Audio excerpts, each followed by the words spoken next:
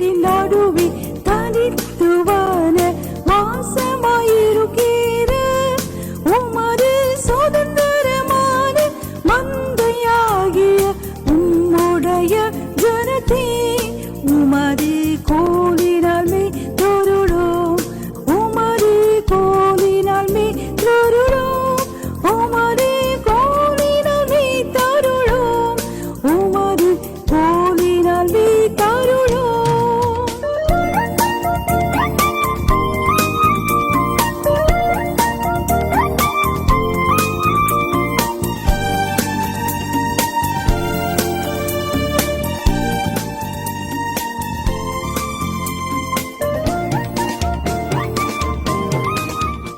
இன்றைக்குள்ள செய்திக்குரிய தலைப்பு சிதறடிக்கிறவன் வருகிறான்.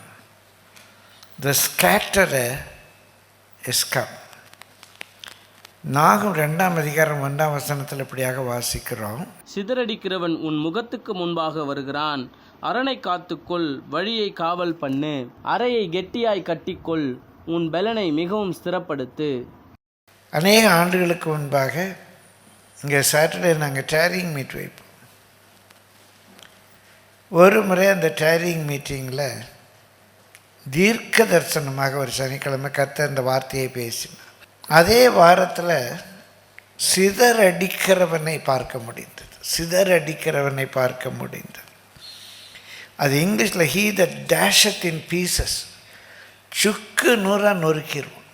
சபையை, ஊழியத்தை, சாட்சியை சுக்கு நூறாக நொறுக்கிறோம், சிதறடிக்கிறோம். ஹி டேஷத் இன் பீசஸ் அப்படின்னு இருக்கு. நீதிமொழிகள் 27:23, Proverbs 27:23. உன் ஆடுகளின் நிலைமையை நன்றாய் அறிந்து கொள், உன் மந்தைகளின் மேல் கவனமாய் இரு. அங்கே உன் மந்தைகளின் மேல் என்று ப்ளூரல் இருக்குது மூல மொழியில். பிரியமானவர்களே, மந்தையின் மேல். அங்கே நிறைய ஆடுகள் இருக்கனால அந்த ப்ளூரல் பயன்படுத்துகிறாங்க. பிரியமானவர்களே, வாட்டர் சிங்குலர் தான், வாட்டர்ஸ் அப்படின்னு சொல்லுவாங்க. இது மந்தை தான். ஆனால் அந்த மந்தையில் நிறைய ஆடுகள் இருக்கனால மந்தைகள் அப்படிங்கிற சொல் பயன்படுத்தப்பட்டிருக்கு. உன் மந்தையின் மேல் கவனமாயிரு. லூக்கா 15ஆம் அதிகாரத்தில் இயேசு 3 உவமைகள் சொல்வார். அந்த முழு அதிகாரத்திலே காணாமல் போன ஆடு, காணாமல் போன அந்த காசு, அந்த வீட்டை விட்டு போன அந்த மகன். இந்த 3மே அநேக பேரில் நம்ம ரட்சிக்கப்படாதவங்களை குறித்து பேசுவோம். காணாத ஆட்டின் பின்னே போனார், மந்தையில் சேர ஆடுகளின்னு சொல்லி. அந்த காணாமல் போன ஆடு ரட்சிக்கப்படாத ஆடு அல்ல, மந்தையிலிருந்து காணாமல் போன ஆடு. மந்தையிலிருந்து காணாமல் போன ஆடு ஏதோ ரீசனில் காணாமல் போயிட்டு. அந்த வெள்ளி காசு ஸ்திரீ என்பது சபையை காட்டு. ஸ்திரீனுடைய தலையில் இருந்த காசு தான். சபையில் நல்ல ஊழியத்தில் தலையில் இருந்த காசு இப்போ சபைக்குள்ளே வீட்டுக்குள்ளே தான் கிடக்கு. எங்கேயோ போய் மறைஞ்சி கிடக்கு. தலையில் இருந்தது இப்போ தரையில் இருக்குது. தலையில் இருந்தது தரையில் இருக்குது. ஸோ விளக்கை கொளுத்தி தொடப்பத்தை எடுத்து தேடி கண்டுபிடிச்சி அது திரும்ப எங்கே வையே? தரையில் இருக்கிறத தலையில் வை. 3வது, அவனும் ரட்சிக்கப்படாதவன் இல்லை. அந்த வீட்டில் இருந்த பையன், வீட்டில் இருந்து அப்பாட்டிருந்து எல்லா சுதந்திரத்தையும் பெற்றுக்கொண்டு தான் தனியாக ஒரு பிஸ்னஸ் பண்ணலாம் அப்படின்னு அந்த சொத்தெல்லாம் வாங்கிட்டு வீட்டிலேருந்து போனவன் தான். ஸோ அந்த 3 உதாரணங்களுமே சிதறடிக்கப்பட்டவர்கள். ஒன்று சிதறடிக்கப்பட்ட ஆடு, மேய்ப்பன் தேடி போய் எடுத்துக்கிட்டு தோளில் தூக்கி போட்டு கூப்பிட்டு வர்றான். இன்னொன்று காசு, அது தானாக திரும்ப தலைக்கு வர முடியாது. கொஞ்சம் தொடப்பத்தை வச்சு பெருக்கி உள்ளே தான் கிடக்கு. அதையும் பெருக்கி எடுத்து திரும்ப கொண்டு வரணும். 3வது வளர்ந்த பையன், அவன் வீட்டை விட்டு அப்பாட்ட எல்லா கிருபையெல்லாம் பெற்றுக்கொண்டு அவன் வெளியே போயிட்டான். அப்பா தேடி போக வந்தால் சேர்த்துக்கிட்டார். எங்கள் சபையில் தான் எல்லா ஊழியத்தில் முன்னால் இருந்த ஒரு பிரதர். ஒரு நாள் பிந்தி வர்றதை பற்றி கொஞ்சம் கடிந்து கொள்ளலை. முதல் ஜபம் முடித்தோடனே பிரசங்கத்தை ஆரம்பிச்சிட்டேன். வர்ஷிப்பு பாட்டு அதெல்லாம் இல்லாமல் பிரசங்கத்தை ஆரம்பிச்சிட்டு அடுத்த வாரம் அவர் சபைக்கு வரல ஒரு பிறகு. அன்றைக்கு இது ஹையஸ்ட் டைத் பேர். ஏன் சபைக்கு வரல அப்படின்னா அவர் சொன்ன பதில் நான் கேட்டேன், ஃபோன் பண்ணி, என்ன பதில் உங்களுக்கு காணாடு? இல்லை, நான் நல்ல சபைக்கு போகணுன்ட்ருக்கேன், நீங்கள் ஸ்கூல் மாதிரி நடத்துகிறீங்க. நான் சொன்னேன், பைபிளில் ஓப்பனிங் ப்ரேயர், அப்புறம் இத்தனை பாட்டு, அப்புறம் அறிவிப்பு, அப்புறம் மெசேஜுன்னு இல்லையே. அந்த ஓப்பனிங் ப்ரேயரோடைய மெசேஜ் கொடுத்தா அப்புறம் பாட்டு வச்சதில் என்ன இருக்குது? இல்லை ஃபஸ்ட்டு நான் வேறு சபைக்கு போகிறேன். ஆனால் அவர் எங்கேயும் போகல. கொஞ்சம் நாள் டிலே ஆச்சுது. அப்போ ஒரு நாள் இன்னொரு பில்லியர் என்கிட்ட கேட்டார், அவர் நீங்கள் வீட்டில் போய் பேசுனீங்கன்னா வந்துடுவாராம். நான் சொன்னேன், அவர் ஆடா பையனான்னு கேட்டேன். அவர் ஆடா பையனான்னு. என்னென்ன, ஆடுனா தேடி போகணும், பையனா வரைக்கும் காத்து இருக்கணும். நீங்கள் அவர் ஆடான்னு நினைக்கிறீங்களா இல்லை வளர்ந்த பையனாக நினைக்கிறீங்களான்னு?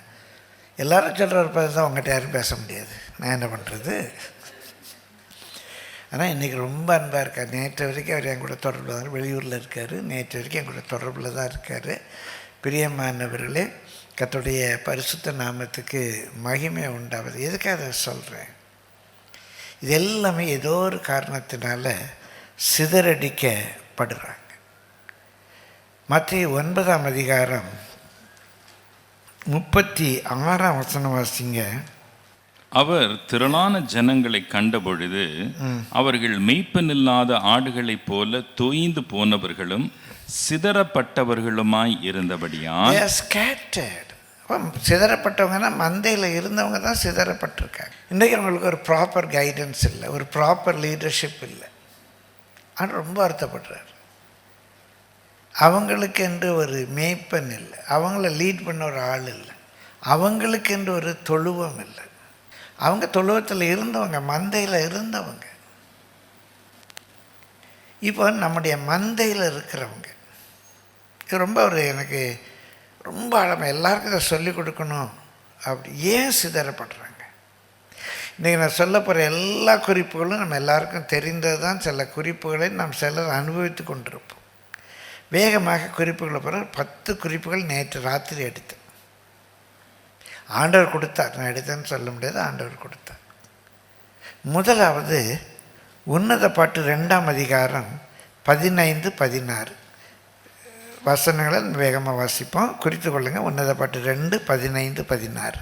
திராட்சை தோட்டங்களை கெடுக்கிற குழி நரிகளையும் சிறு நரிகளையும் நமக்கு பிடியுங்கள். நம்முடைய திராட்சை தோட்டங்கள் பூவும் பிஞ்சுமாயிருக்கிறதே. என் நேசர் என்னுடையவர், நான் அவருடையவள். அவர் லீலி புஷ்பங்களுக்குள்ளே மேய்கிறார். தோட்டத்தை கெடுக்கிற குழி நரிகள், சிறு நரிகள் திராட்சை தோட்டத்தில் இருக்கும். திராட்சை தோட்டம் பூவும் பிஞ்சுமா இருக்கும்போதே இந்த பூவும் பிஞ்சும் அதை கடிச்சு போட்டுரும். அவங்க பெரிய சிங்கம், புலி, கரடி, ஓனா எல்லாம் இல்லை, சின்ன சின்ன குழி நரிகள், குள்ள நரிகள்.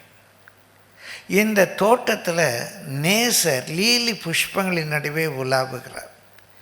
லீலி புஷ்பம் என்பது பரிசுத்தத்தை காட்டுகிறது. அவர் உலாவுகிறார் என்றால் அவர் மேய்கிறார், அவர் மேய்க்கிறார் என்றால் அவர் மேய்கிறார், அதை அவர் விரும்புகிறார். ஹீ ஃபீல்ஸ் வித் தட், அதனால தான் அவர் போஷிக்கப்படுறார். பிரியமானவர்கள், ஆராதனை நமக்கு மகிழ்ச்சி தருவது பெரிதல்ல, நம்முடைய ஆராதனை அவருக்கு மகிழ்ச்சி தர வேண்டும். நான் எப்பவும் செய்வேன், ஆண்டவரே இன்றைக்கு எங்கள் ஆராதனையில் நீங்கள் மகிழணும். ஆராதனையில் நான் மகிழ்கிறதில்ல, நான் ஆராதிக்கிறதில்ல, பரலோகம் மகிழணும். நான் அடிக்கடி joy of the Lord is my strength. அது தமிழில் மொழிபெயர்ப்பில் ஒரு பிழை இருக்குது. கர்த்தரில் மகிழ்ச்சியாக இருப்பதே நம்முடைய பலன் இல்லைங்க. அந்த ஆங்கிலத்திலும் மூல மொழியிலையும் கர்த்தரின் மகிழ்ச்சி, the joy of the Lord, அதான் நமக்கு பலன். ஆண்டவர் நம்ம நினைத்து அவர் வருந்துவாரானால், அவர் ஆவியில் கலங்குவாரேயானால், அவருடைய ஆவியை நம்ம துக்கப்படுத்துவோமேயானால் அது நமக்கு பலனாக இருக்க முடியாது. நம்மை நினைத்தவர் மகிழ்வாரேயானால் அது நமக்கு பலனாக இருக்க முடியும். கர்த்தருடைய மகிழ்ச்சி தான் நமக்கு பலனை ஒழிய நம்ம கர்த்தர்களை டிங்கிரி டிங்காலை பாடுறது நமக்கு பலன் அல்ல. கர்த்தருக்கு புது பாட்டை பாடுங்க. நம்ம பாடுறது சபையாக இருக்கல்ல, கர்த்தருக்கு. யார் கேட்க பாடணும்? கர்த்தர் கேட்க. Joy and the Lord, Singh and the Lord. Singh unto the Lord a new song. கர்த்தர் கேட்கணும். அந்த வேர்ஷிப் கர்த்தருக்கு பிரியமாக இருக்கணும். அவர் லீலி புஷ்பங்களிலே நடுவே மேய்கிறார். அப்போ தோட்டத்தை கெடுக்கிற குளிநரிகள் குள்ளநரிகள் அங்கே உட்காந்துக்கிட்டு எதையாவது ஒன்று பண்ணி, இல்லை ஒரு தவறான காரியங்களுக்கு பரிசுத்த குறைச்சலுக்கு இடம் கொடுத்து தோட்டத்தையே கெடுத்துரும். பூவும் பிஞ்சுமாக இருப்பாங்க, புது விசுவாசிங்க இப்போ தான் வளர்ந்துட்டு இருப்பாங்க, அவிக்குறையில் பெரிய தேடி இருக்க மாட்டாங்க. என்னத்தையோ பேசி எடுத்து அவங்க மனசை உடச்சி சபைக்கு வர்றவங்களையும் வரவிடாமல் பண்ணிடுவாங்க. போய் என்னமோ அவங்ககிட்ட விசாரிக்கும்னு சொல்லி நிறைய நடந்திருக்கு. உங்கள் சபையில் நடக்கும். ஒரு பிள்ளைக்கு திருமணமாகி ஒரு 3-4 மாதம் இருக்கும். இந்த நரி சும்மா இருக்காது. என்ன இன்னும் ஒன்றும் இல்லையா உனக்கு, இன்னும் ஒன்றுமே சொல்லாமல் இருக்கிய அப்படின்னு இந்த நரி போய் விசாரிக்கும். இந்த மாதம் விசாரிச்சு அடுத்த மாதம் விசாரிக்கும். என்ன ஒன்றும் இல்லையா? அதே நொந்து நூலாக இருக்குது. நான் வரவே எனக்கு இஷ்டம் இல்லை, வந்தால் எல்லாம் கேட்காங்க. இன்னொரு பிள்ளைக்கு திருமணம் ஆகிருக்காது. இந்த சிறு நரி அந்த அம்மாட்ட போய் என்ன இப்போ பொண்ணுக்கு ஒன்றும் பார்க்காம இருக்கீங்க, பாஸ்டர் பார்க்குறாரா? அது வேற ஒரு பிட்டு போடும், பாஸ்டர் கவனிக்கலை. ஏன்னா இப்படியே கம்முன்னு இருந்தால் இப்படி அந்த அம்மாவே நொந்து இருப்பாங்க. ஐயோ நம்ம இன்னொன்று சாகலையே. இந்த நரி சும்மா இருக்காது. விசாரிக்கிறவங்க பேர் வேலை போய் பேசி எடுத்து கெடுத்து பூவும் பிஞ்சுமா இருக்கிற சபையை நாசமாக்கிடும். அரணை காத்துக்கோங்க. அது விசுவாசியா நரியா அப்படிங்கிறத கண்டுபிடிக்கணும். இது தோட்டத்தை கெடுத்துரும், வர்றவங்கள வரவிடாமல் பண்ணு பல விதங்களில். யூதா 1ஆம் அதிகாரம் 12ஆம் வசனத்தில், இவர்கள் உங்கள் அன்பின் விருந்துகளில் கரைகளாய் இருந்து பயமின்றி கூட விருந்துண்டு தங்களை தாங்களே மேய்த்து கொள்ளுகிறார்கள். பாஸ்டருடைய லீடர்ஷிப்லாம் உங்களுக்கு வேண்டாம், உங்களோடு கூட சர்வீஸில் இருப்பாங்க. ஆனால் கரை, உலகம் கரை, இல்லைன்னா மாம்சக்கரை, அக்கிரமத்தின் கரை, ஏதோ ஒரு கரை வந்து பக்கத்தில் வந்து விருந்து கொடுப்பாங்க. அவங்க தங்கள் தாங்களே மேய்த்து கொள்வார்கள். பாஸ்டருடைய லீடர்ஷிப்பு அதெல்லாம் ஒன்றும் எடுக்க மாட்டாங்க, மற்றவங்களை கரைப்படுத்திடுவாங்க. உள்ளே இருந்து கொண்டே அநேகர் அறியாமல் அதை செய்வாங்க. அவங்களுக்குள்ளேருந்து அசுத்தாவி சபையை கெடுப்பதற்காக கிரியை செய்கிறது என்று உணராமலே தாங்கள் செய்கிறது ஒரு நல்ல காரியம் அப்படின்னு நினச்சிட்டே செய்து சபையை கெடுத்துடுவாங்க. பிரியமானவர்களே, ஒரு சபையில் அப்பா அம்மாவுக்குள்ள ஒரு சின்ன பிரச்சனை. அந்த ஸ்டூடெண்ட் வேதனையோடு சண்டே கிளாஸ் டீச்சர்கிட்ட போய் சொல்லி, எப்படிலாம் சபை கெடுத்து பாருங்கள். சண்டே கிளாஸ் டீச்சர் ஜெயிப்பாங்க அப்படி, ஆண்டி எங்கள் அப்பா அம்மா அப்படி சண்டை போட்டுக்கிறாங்க ஆண்டின்னு. இது இந்த நரி, இந்த சண்டே ஸ்கூல் டீச்சர் இங்கேருந்து எல்லாத்தையும் அவங்க 2 பேரும் வீட்டில் சண்டை போட்டுக்குவாங்களாம், அவங்க 2 பேரும் வீட்டில் சண்டை போட்டுக்குவாங்களாம். இது பரவணுன்னு இன்னொரு நரி, ஆமாம் உங்கள் பொண்ணு சொன்ன நீங்கள் 2 சண்டை போட்டுருக்கீங்களா, ஊழியெல்லாம் சரிங்களே அப்படின்னு அவங்ககிட்ட கேட்டுச்சு. அடுத்த வாரமே சபையை விட்டு போயிட்டாங்க. இந்த நரி தொல்லை தான் சபையில் பெரிய தொல்லை. அரணை காத்துக்கொள்ளுங்க. இந்த பேச்சு அந்த பேச்சு. பிரியமானவர்களே, சில சபையிலெல்லாம் அதை நான் ஏற்றுக்கொள்ள மாட்டேன். ஆராதனை முடிஞ்சோன்னு பொங்கன்னு வெட்டி விட்டுறாங்க. சில சபையில் நிறைய கம்யூனிட்டி ஆக்டிவிட்டி. இப்போ எங்கள் சபையிலெல்லாம் நிறைய ஞாயிற்றுக்கிழமை ஃபுல்லாக அங்கே தான் இருக்கிறாங்க. ஆராதனை முடிஞ்சோன்னா பைபிள் ரீடிங் இருக்கும், அப்புறம் லவ் ஃபீஸ்ட் இருக்குது, அப்புறம் குரூப் மீட்டிங் இருக்குது, சாயந்தரம் சர்வீஸ் இருக்குது. ரொம்ப விசுவாசிகள் ஒரு ஐக்கியமாய் பழகுவதற்கு நிறைய வாய்ப்புகள் கொடுக்குறோம். இந்த வாய்ப்புகளில் நரிங்க, குளிநரிகளும் சிறு நரிகளும் பூவியும் பிஞ்சும் நடக்குது, இங்கேயும் நடக்குது. அதனால் இந்த நரிகளை குறித்து நீங்கள் கவனமாக இருக்கணும். இந்த நரிகள் அரணை கெடுத்துரும். சரி, நம்பர் 1. நம்பர் 2, எசேக்கியேல் 34ஆம் அதிகாரம். நிறைய வசனம் தான் வாசிக்க போகிறோம். எசேக்கியேல் 34ஆம் அதிகாரம் 17ஆம் வசனத்திலிருந்து வாசிப்போம். என் மந்தையே, கர்த்தராகிய ஆண்டவர் சொல்லுகிறது என்னவென்றால், கர்த்தருடைய மந்தை அது. ஆண்டவர் என்ன சொல்றாரு? இதோ ஆட்டுக்கும் ஆட்டுக்கடாக்களுக்கும் வெள்ளாட்டு கடாக்களுக்கும் நான் நியாயம் இந்த தீர்ப்பேன். கர்த்தருடைய மந்தையில் ஆட்டுக்கும் பிரச்சனை, வெள்ளாட்டுக்கும் ஆட்டுக்கடாக்கும் பிரச்சனை. என் மந்தைங்கிறார், அவருடைய மந்தையிலே ஆட்டுக்காட்டுக்கு பிரச்சனை இருக்கு பாருங்க, வாசிங்க. நீங்கள் நல்ல மேய்ச்சலை மேய்ந்து உங்கள் மேய்ச்சல்களில் மீதியானதை உங்கள் கால்களால் மிதிக்கலாமா?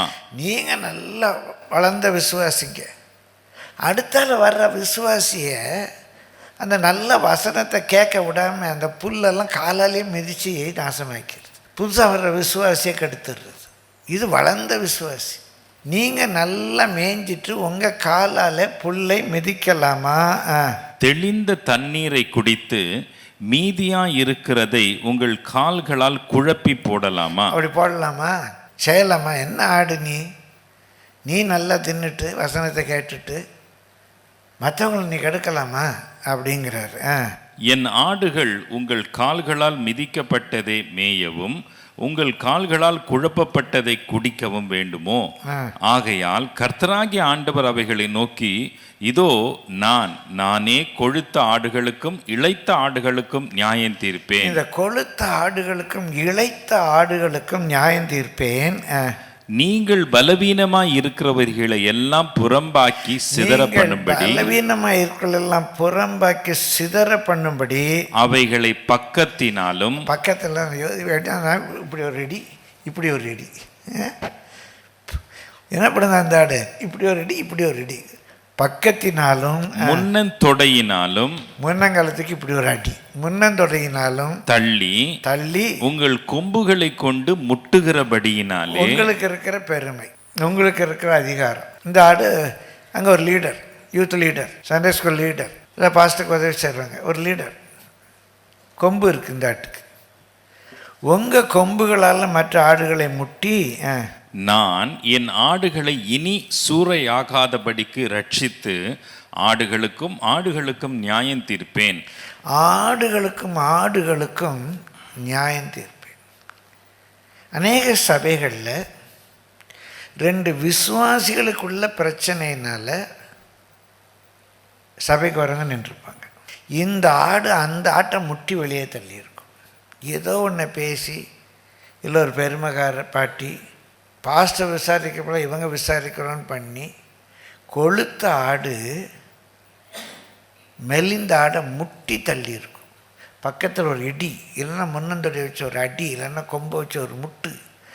முதல்ல பார்த்தது நரி, குச்சின்னு நினச்சியே பேசி. இது நல்லா ஃபோர்ஸாக, இல்லை பாஸ்டர் உங்கள் பேரில் ஒன்றும் அர்த்தம் இல்லை பாஸ்டர், அவங்க இப்படி பேசிட்டாங்க பாஸ்டர், அவங்க நிறைய காசு வாங்கிட்டு தரல பாஸ்டர், கடன் வாங்கிட்டு கொடுக்கல பாஸ்டர், என்னை ஏமாற்றிட்டாங்க பாஸ்டர், ஏதோ இன்னொரு ஆட்டு மேலே கம்ப்ளைண்ட் பண்ணி சபை விட்டு போவாங்க. சிதறடிக்கிறவன் வருகிறான், மந்தையை காத்துக்கணும். ரெண்டாவது. மூன்றாவது, இது ரொம்ப முக்கியமானது, அண்ணனோடு கூட பகிர்ந்து கொண்டாங்க. ஓசியா 4:6 வாசியுங்கள். என் ஜனங்கள் அறிவில்லாமையினால் சங்காரமாகிறார்கள். அது அறிவு இல்லாமையினால்னு இருக்குது, அது இங்கிலீஷில் வாசிங்க Vinod. My people are destroyed for lack of knowledge. அறிவு குறைவுனால, இல்லை அறிவு இன்னும் தேவைப்படுறதுனால. Because they have no knowledge என்றல்ல, பிகாஸ் தே லேக் நாலேஜ். இன்னும் நாலேஜ் தேவைப்படுது. என் ஜனங்கள் தான், இவங்க பாவிகள் அல்ல. என் ஜனங்கள், நம்ம சபை விசுவாசிகள், ரட்சிக்கப்பட்டு ஞானஸ்நானம் பெற்று பரிசுத்தாவியின் அபிஷேகத்தை பெற்றவர்கள், ஒரு போதுமான ஒரு அறிவு இல்லாததினாலே பிசாசுக்கு இடம் கொடுத்துட்றாங்க. நம்ம அறிவை பூட்டணும். ஆசாரனுடைய உதடுகளில் என்னத்தை தேடுவாங்க? அறிவை தேடுவார்கள். அறிவை தேடுவார்கள். அவங்களுக்கு அறிவை ஊட்டணும். அதுதான் ஆசாரியனுடைய வேலை. ஒரு 5 நாலேஜ் சுருக்கமாக சொல்கிறேன். அந்த 5 நாலேஜ் எல்லாருக்கும் தேவை. முதலாவது, அவரை அறிகிற அறிவு, நாலேஜ் ஆஃப் காட். தேவன் யார்? சும்மா தேவன் நல்லவர் வல்லவர் அப்படின்னு நினச்சி ஏமாந்து போகக்கூடாது. அவர் எரிச்சல் உள்ளவர், அவர் பரிசுத்தர், அவர் கோபப்படுறவர், அவர் கொல்லும் தேவன். எதனை பற்றி சொல்லிக் கொடுத்துருக்கீங்க? தேவன் கொல்லுவார்னு சொல்லி கொடுக்குறீங்களா? நீ பெட்டியை தொட்ட, தேவையில்லாமல் நீ போய் அந்த பெட்டியை தொட்டன்னா ஆண்டவர் உன்னை அடிப்பார் சொல்லியிருக்கீங்களா? அவர் கொல்லும் தேவன். நான் ஒரு பிரசங்கம் எடுத்திருக்கேன், கொல்லும் தேவன். ஆண்டவர் கொண்ட 7 பேரை பற்றி எடுத்திருக்கு. இந்த 7 பேரை ஆண்டவரே கொண்டார். சொல்லிக் கொடுங்க, அவர் நல்லவர், அவர் இரக்கமுள்ளவர். இல்லை, நம்ம தேவனை ஃபுல்லாக சொல்லலை. அந்த 8 குருடர்கள் போய் ஒரு யானையை பார்த்துட்டு, யானை சவர் மாதிரி இருக்குது, காது மாதிரி முறை மாதிரி இருக்குது, ரோப் மாதிரி கயிறு மாதிரி இருக்குதுன்னு சொன்னாங்கல்ல. அப்படி இல்லை. டோட்டாலிட்டி ஆஃப் காட் ஜனத்துக்கு தெரியணும். அவர் எரிச்சல் உள்ளவர், அவர் அன்புள்ளவர், அவர் பரிசுத்தர், தேவ கோபாக்கினை பற்றி எரியும், அவர் தப்ப விடார். அந்த தேவனை சொல்கிறோமா? நம்ம ஜனங்களை, நம்ம என்றால் நம்ம எல்லாரையும் சேர்த்தோம் சொல், ஜனங்களை வஞ்சிக்கிறோம். முழுமையாக தேவனை காட்டி கொடுக்கல. ஒன் சைடாக சும்மா அப்படியே ஒரு பிக்சர் காட்டுறோம், ஒரு ஒன் சைட் பிக்சரை காட்டுறோம். நல்லவர், வல்லவர், என்ன கேட்டாலும் செய்வார். செய்ய மாட்டார். நம்ம என்ன கேட்டாலும் செய்ய மாட்டார். அப்போ தேவனை பற்றி அறிவு வேணும், நாலேஜ் ஆஃப் காட். தேவனை பற்றி அறியும் போது தேவனுக்கு இயேசுக்குள்ள அந்த ஐக்கியத்தை அறிகிற அறிவுன்னு பைபிள் இருக்கு. ஏசியார். 2வது பிரியமானவர்களே, knowledge of the word of God, தேவனுடைய வார்த்தை. அதில் நம்ம ஒரு செமினார் எடுத்தோம், கேட்டுக்கு ஏதுவான வேத பொருட்களும் தவறான வேத வியாக்கியானம்னு சொல்லி. நிறைய காரியங்களை தவறாக வியாக்கியானம் பண்ணுறோம். அது பைபிள் அங்கே என்ன சொல்லியிருக்கு, அது என்ன காலத்தில் சொல்லியிருக்கு, அங்கே மொழிபெயர்ப்பு பல நிறையா இருக்குது. அப்போ வேதத்தை அறியும் போது வெறும் வார்த்தை வைத்து அறிய முடியாது. பிரியமானவர்களே, அப்சலோம் தாவீதுக்கு விரோதமாக இப்படியாக 40 ஆண்டுகள் பண்ணி கொண்டிருந்தான்னு இருக்கும். இப்போ அந்த காலகட்டத்தில் தாவீதுக்கு ஒரு 60 வயசுன்னா, அப்சலோம் 40 ஆண்டுகள் பண்ணான்னா இப்போ 100 வயசு வரைக்கும் நடந்துச்சு அது. அப்போ அங்கே ஏதோ ஒரு மொழிபெயர்ப்பில் பிழை இருக்க யோசிக்கணும். அப்போ வேதத்தை சரியாக பகுத்து அறியணும், ஆராய்ந்து பார்க்கணும். 40 ஆண்டு இருக்குமா? 40 ஆண்டுங்க அங்கே சரியாக தெரியலையே. அப்போ அது என்னதான் இருக்கும் பார்க்கணும். அது என்னதான் இருக்கும்? மொழிபெயர்ப்பில் ஏதோ ஒரு பிழை இருக்குது, பல இடங்களில் பிழை இருக்குது. அப்போ வேத வசனத்தை நன்றாய் அறியணும், முழுமையாக அறியணும். பழையதிலிருந்தும் புதியதிலிருந்தும் ஒரு நல்ல வேத பாரகனாக, தேறின வேத பாரகனாக நம்ம எடுத்து சொல்ல தெரியணும். விசுவாசிக்கு அந்த நாலேஜை கொடுக்கணும். தேவனை அறிகிற அறிவு வேணும், டோட்டலிட்டி. 2வது வேத வசனத்தை முழுமையாக அறிகிற அறிவு வேணும். மொழிபெயர்ப்பில் பிழை இருக்கும், சில வியாக்கியானத்தில் பிழை இருக்கும், தவறான கள்ள உபதேசங்கள் இருக்குது, அவுட் ஆஃப் கான்டெக்ஸ்ட். பல வசனங்கள் அவுட் ஆஃப் கான்டெக்ஸ்ட் எடுத்து சொல்கிறோம். இந்த வசனம் சாப்டர்ஸ் வேர்ஸ்லாம் பிரித்தது பின் நாட்கள் எழுதும்போது அப்படி இல்லை. அப்போ அதை எப்படி பார்க்கணும், அதை எப்படி புரிந்து கொள்ளணும், எப்படி சொல்லணும்? So knowledge of the word of God is very very important. தேவனை பற்றி அறிவு இல்லை, தேவனுக்கு இயேசுக்குள்ள ஐக்கியத்தை பற்றி அறிவு வேணும். 2வது அவருடைய வார்த்தையை பற்றி அறிவு வேணும். 3வது குறிச்சிக்கோங்க, knowledge of the will of God. அவருடைய சித்தத்தை அறிகிற அறிவினாலே நிரப்பப்படும். என் ஜனம் அறிவில்லாமையினால கெட்டு போகிறாங்க. அதனால தான் குறி கேட்க போகிறாங்க. அதனால தான் எங்கேயாவது யாராவது குறி சொல்ல மாட்டாங்களான்னு பார்க்குறேன். இல்லைன்னா பைபிளை எடுத்து கிளி ஜோசியம் பார்க்குற மாதிரி பைபிளில் ஏதாவது வசனம் வருமானு பார்க்குறாங்க. அவருடைய சித்தத்தை அறிகிற அறிவினாலே நிரப்பப்படலை. நான் முன்பு சொல்லியிருப்பேன், இதை இன்றைக்கு திரும்ப சொல்கிறேன். நான் ஊழியத்துக்கு வந்த புதிது 34 வயசு இருக்கும். இப்போ யாராவது சில ஜபத்துக்கு வந்தால் என்கிட்ட சுந்தரை அனுப்பி வச்சுருப்பேன். ஒரு நாள் ஒருத்தர், அவர் நெய்வேலி லிக்னட் கார்பரேஷனில் இன்ஜினியராக இருக்கார். என்னோடய வயதில் மூத்தவர். நான் இப்போ 34 வயது பையன்தான். யாரோ சொல்லியிருக்காங்க ராபர்ட் சைமனுக்கு நல்ல தீர்க்கதரிசன வரம் உண்டுன்னு சொல்லி வந்துட்டார். அவருக்கு என்ன பிரச்சனைன்னா, நெய்வேலியில் வேலை பார்க்காரு, மதுரையில் சென்னையில் வேலைக்கு அப்ளை பண்ணுறாரு, சென்னையில் வேலை கிடச்சிடுச்சு. ஆனால் இப்போ மதுரை வேலையை கண்டினியூ பண்ணவா சென்னைக்கு வரவான்னு தெரில, ஒரே குழப்பமாக இருக்குது. நான் கேட்டேன், பிரதர் என்ன சொல்லணும்னு. இன்னும் எப்படி சொல்கிறேங்க, நீங்கள் ஜெபிச்சு சொல்லுங்கள். நான் ஜெபிச்சு என்ன சொல்லணும்னு கேட்டேன். ஜெபிச்சு சொல்லுங்கள். நீங்கள் நிறைய பேர்ட்டு போனீங்களா, அவங்க என்ன சொன்னாங்க? சிலர் நெய்வேலியே வேலை பாருன்னு சொன்னாங்க, வேறு சிலர் மெட்ராஸுக்கு வந்துருன்னு சொன்னாங்க, வேறு சிலர் சொல்கிறது புரியவே இல்லை. இப்போ நான் என்ன சொல்லணும்னு என்ன பதில் இப்படி கேட்குறீங்க? ஜெபிச்சு சொல்லுங்க. இந்த ரெண்டில் ஒன்று தான் நான் சொல்ல போகிறேன். இதுக்கப்புறம் நீங்கள் எப்படி டிசைட் பண்ண போகிறீங்க? வேறு யார்கிட்ட போய் தானே கேட்க போகிறீங்க? இல்லை எத்தனை பேர் மெட்ராஸ் சொன்னாங்க, எத்தனை பேர் நெய்வேலி சொன்னாங்க, மெஜாரிட்டி செய்ய போகிறீங்களா? அப்படி பார்த்தாரு. உங்களுக்கு நெய்வேலி வேலை யார் கொடுத்தா அப்படின்னு. ஆண்டவர் தான் கொடுத்தாரு. அப்புறம் ஏன் மெட்ராஸ் வேலைக்கு அப்ளை பண்ணீங்கன்னு. நெய்வேலி வேலை ஆண்டவர் தானே கொடுத்துருக்காரு. இப்படி பார்த்து போங்க இப்போ போய் நெய்வேலியில் வேலை பாருங்க, ஜெபிங்க. ஒன்றும் ஜெபிக்க வேண்டாம், போய் நெய்வேலியில் வேலை பாருங்கள் போங்கன்னு. நீங்கள் நெய்வேலி வேலை ஆண்டவர் கொடுத்துருக்கும்போது உங்களை யார் மெட்ராஸ்க்கு அப்ளை பண்ண சொன்னான்னு? பிரியமானவர்கள், 34 வயசில் நான் பேசினது. தேவனுடைய சித்தத்தை அறிகிற அறிவினாலே விசுவாசிகள் நிரப்பப்பட வேண்டும். நாமே குறி சொல்லிகிட்டு இருக்கக்கூடாது, குறி சொல்கிறவங்கள்ட்ட அனுப்பிட்டு இருக்கக்கூடாது. தீர்க்க தரிசனம் என்பது தீர்க்கமாக தரிசிப்பது. மறைபொருளை வெளிப்படுத்துகிற வரம் இருக்கலாம். ஆனால் விசுவாசிகள் எப்படி தேவ சித்தத்தை அறியணும்? அது பெர்மிசபிள் வில்னா என்ன, பெர்ஃபெக்ட் வில்னா என்ன? சில காரியங்களை தேவன் பெர்மிட் பண்ணுறாரு. அந்த அசுத்தாவிகள் பண்டிகளுக்குள்ளே போக தேவன் பெர்மிட் பண்ணார். அந்த பண்டிகளெல்லாம் கடலுக்குள்ளே போய் விழுந்து அழிந்தது. அது அவருடைய பெர்ஃபெக்ட் வில்லா? அதோடைய அவர் பெர்மிட் பண்ணனால அது சரின்னு சொல்லலாமா? யோசித்து பாருங்கள். அவர் தேவனுடைய சித்தத்தை அறிகிற அறிவு என்ன? எது தேவனுடைய சித்தம்? எப்படி அறிகிறது? தேவ சித்தத்தை அறிகிற அறிவினால நிரப்பப்படும். 4வது நாலேஜ் ஆஃப் த ட்ரூத். சத்தியத்தை அறிகிற அறிவினால நிரப்பப்படும். இதுதான் சத்தியம். 2:2:4. சத்தியம் என்பது அமெரிக்காவிலும் சரி இந்தியாவிலும் சரி காலத்து காலம் மாறாது. எது பைபிள் படி சரி, எது சத்தியம் பைபிளில் இருக்கா, அங்கே சொல்லப்பட்டது என்ன, அந்த பெந்தைகோஸ்த நாளுங்கிறது எந்த நாள், இன்றைக்கி இவங்க பெந்தைகோஸ்தன்னு சொல்கிற நாள் எந்த நாள்?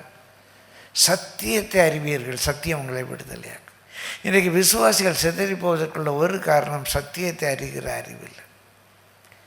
5வது நாலேஜ் ஆஃப் டிஸ்கிரீஷன். எது சரி எது தவறு என்று ஆராய்ந்து பார்க்குற ஒரு அறிவு உங்களுக்கு வேணும். எது சரி எது தவறு, இந்த பாஸ்டர் சொல்கிறது சரியா, அந்த பாஸ்டர் சொல்கிறது சரியா. நான் அடிக்கடி சொல்கிறேன், லாஜிக்கலி ரேஷ்னலி நம்ம பார்க்கணும். ஸ்பிரிச்சுவலி எம்பெரிக்கலி. ஒரு தர்க்க சாஸ்திரம். டிஸ்கிரீஷன். ஒரு நாள் ஒரு விசுவாசி, நான் சொன்னது தான் திரும்ப சொல்கிறேன், என்கிட்ட வந்து சொல்கிறாங்க, அந்த பெரிய எவாஞ்சலிஸ்ட், உலகம் முழுதும் கர்த்தரால் பயன்படுத்துகிற எவாஞ்சலிஸ்ட், அவங்க பேரை சொல்லி அவர் சொன்னார், என் மனைவியை நகையோடையே பரலோகத்துக்கு அழைத்து கொண்டு போவேன்னு சொன்னார். பப்ளிக்காக சொன்னாரியா அப்படின்னாரு. நான் இதான் டிஸ்கிரிப்ஷன். நான் சிரிச்சுக்கிட்டே சொன்னேன், பாவம் ஒரு உற்சாகத்தில் சொல்லிட்டாருன்னு. ஏன்னார், நகையோட பெட்டிக்குள்ளேயே வைக்க மாட்டாங்க, பரலோகத்துக்கு போகிற பிரச்சனையே இல்லை, நகையோடு எங்கே வைக்க மாட்டாங்க, பெட்டிக்குள்ளேயே வைக்க மாட்டாங்க. அப்படியே ரொம்ப உற்சாகத்தில் நகையெல்லாம் போட்டு அடக்கம் பண்ணிட்டா கூட பிரச்சனையே இல்லை, இவர் வீட்டுக்கு வர்றதுக்குள்ள வெட்டியாக எடுத்துருவான். அதனால் பரலோகத்துக்கு போகிறதுக்கு நகைக்கு என்ன இல்லை, பிரச்சனையே இல்லை. ஒரு டிஸ்கிரீட் பண்ண தெரியணும். எது அவங்க சொன்னாங்க, இவங்க சொன்னாங்க, எது சரி எது தவறு, லாஜிக்கலாக எப்படி. அன்றைக்கி ஒரு அம்மா ஒரு சின்ன கிளிப்பிங் கொண்டு வந்தாங்க. ஒரு ஆயிரக்கணக்கான விசுவாசிகளை கொண்டு ஒரு சபை போதகர் பேசின ஒரு கிளிப்பிங். அவர் சொல்கிறாரு, நகை போடணும்னு ஆண்டவர் நடத்துகிறாராம். ஆண்டவர் நடத்துகிறது நகை போட்டுக்கோங்க, நகை போட வேண்டாம்னு ஆண்டவர் நடத்துகிறவங்க நகை போட வேண்டாம். உங்களை ஆண்டவர் எப்படி நடத்துகிறாரோ அப்படி செய்யுங்க. நாங்கள் நகை போட்டவங்கள ஸ்டேஜில் ஏற்ற மாட்டோம், காணிக்க வாங்கிக்குவாங்க போல். நகை போட்டவங்கள்ட்ட என்ன வாங்கிக்கலாம், காணிக்க வாங்கிக்கலாம். நகை போட்டவங்களை எங்கே கொண்டு போகக்கூடாது, ஸ்டேஜுக்கு கொண்டு போயிடக்கூடாது. அப்போ ஒரு டிஸ்கிரிப்ஷன் இல்லை. 2-2-5ன்னு எழுதுறியா உனக்கும் மார்க்கு, 2-2-3ன்னு எழுதுறியா உனக்கும் மார்க்கு. எது சத்தியம்? 2-2-3 2-2-5 இல்லை 2-2-4 எது சத்தியம்? இன்றைக்கு பயங்கரமான கேட்டுக்கு ஏதுவான வேதம். நீயும் சரி நானும் சரி 2 பேரும் சேர்ந்து ஏதோ ஒன்று பண்ணிக்கிட்டு கிடப்போம், குழப்புவோம். உன் கூட சேர கொடுத்த நீ வச்சுக்கோ, என் கூட சேர கொடுத்தா நான் வச்சுக்கிறேன்.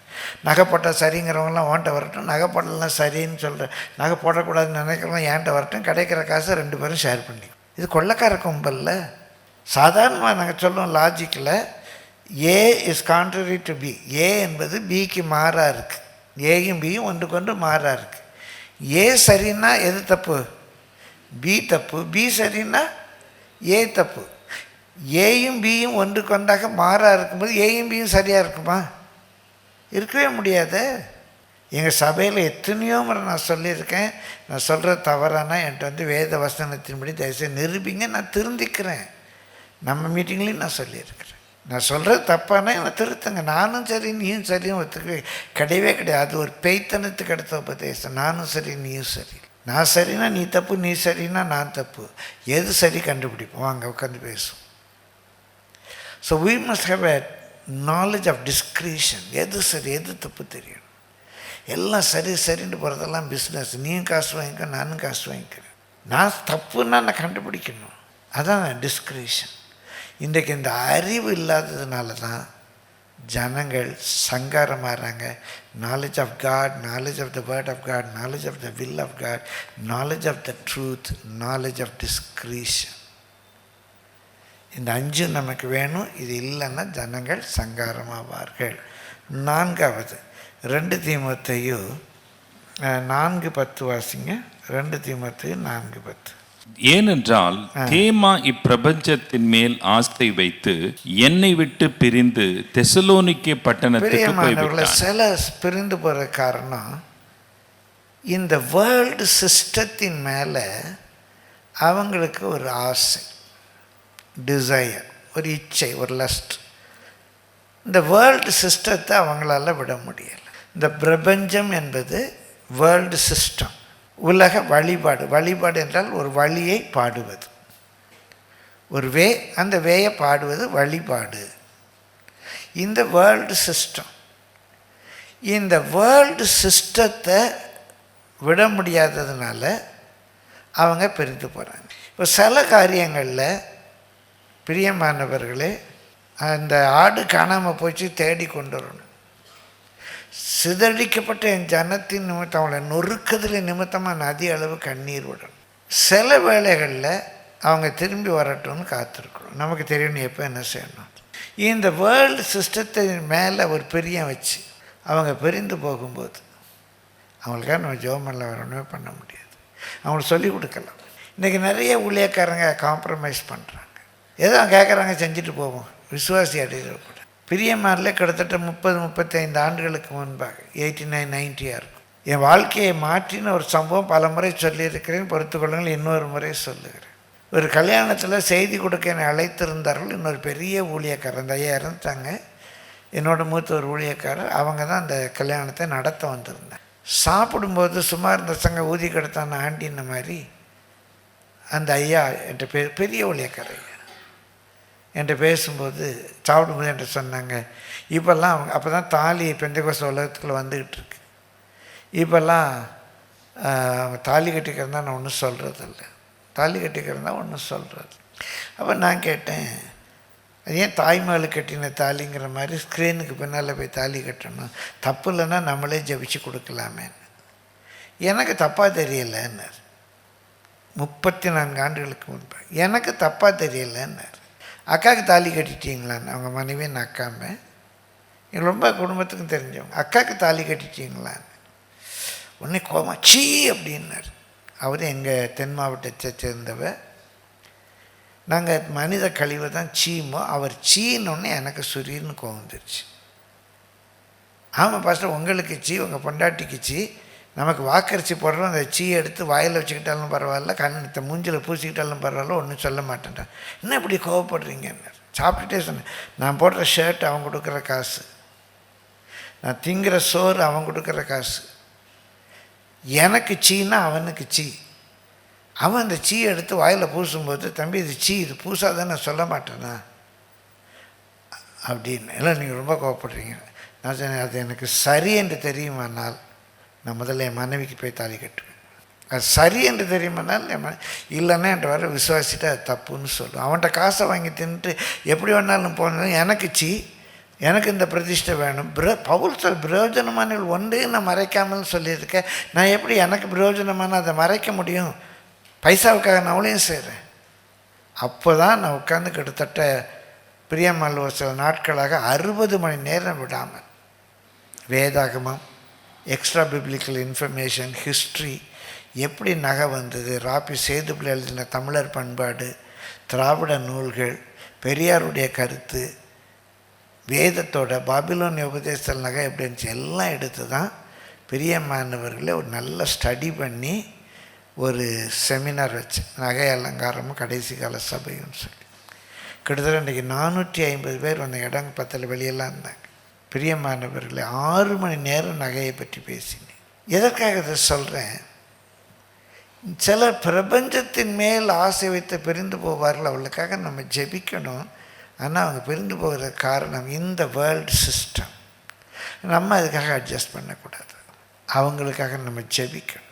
பிரிந்து போகிறதுக்குள்ள ஒரு காரணம், குளிநெறிகளை பிடிக்கணும். இளைத்தாடு கொளுத்தாடு அந்த பிரச்சனை வரும்.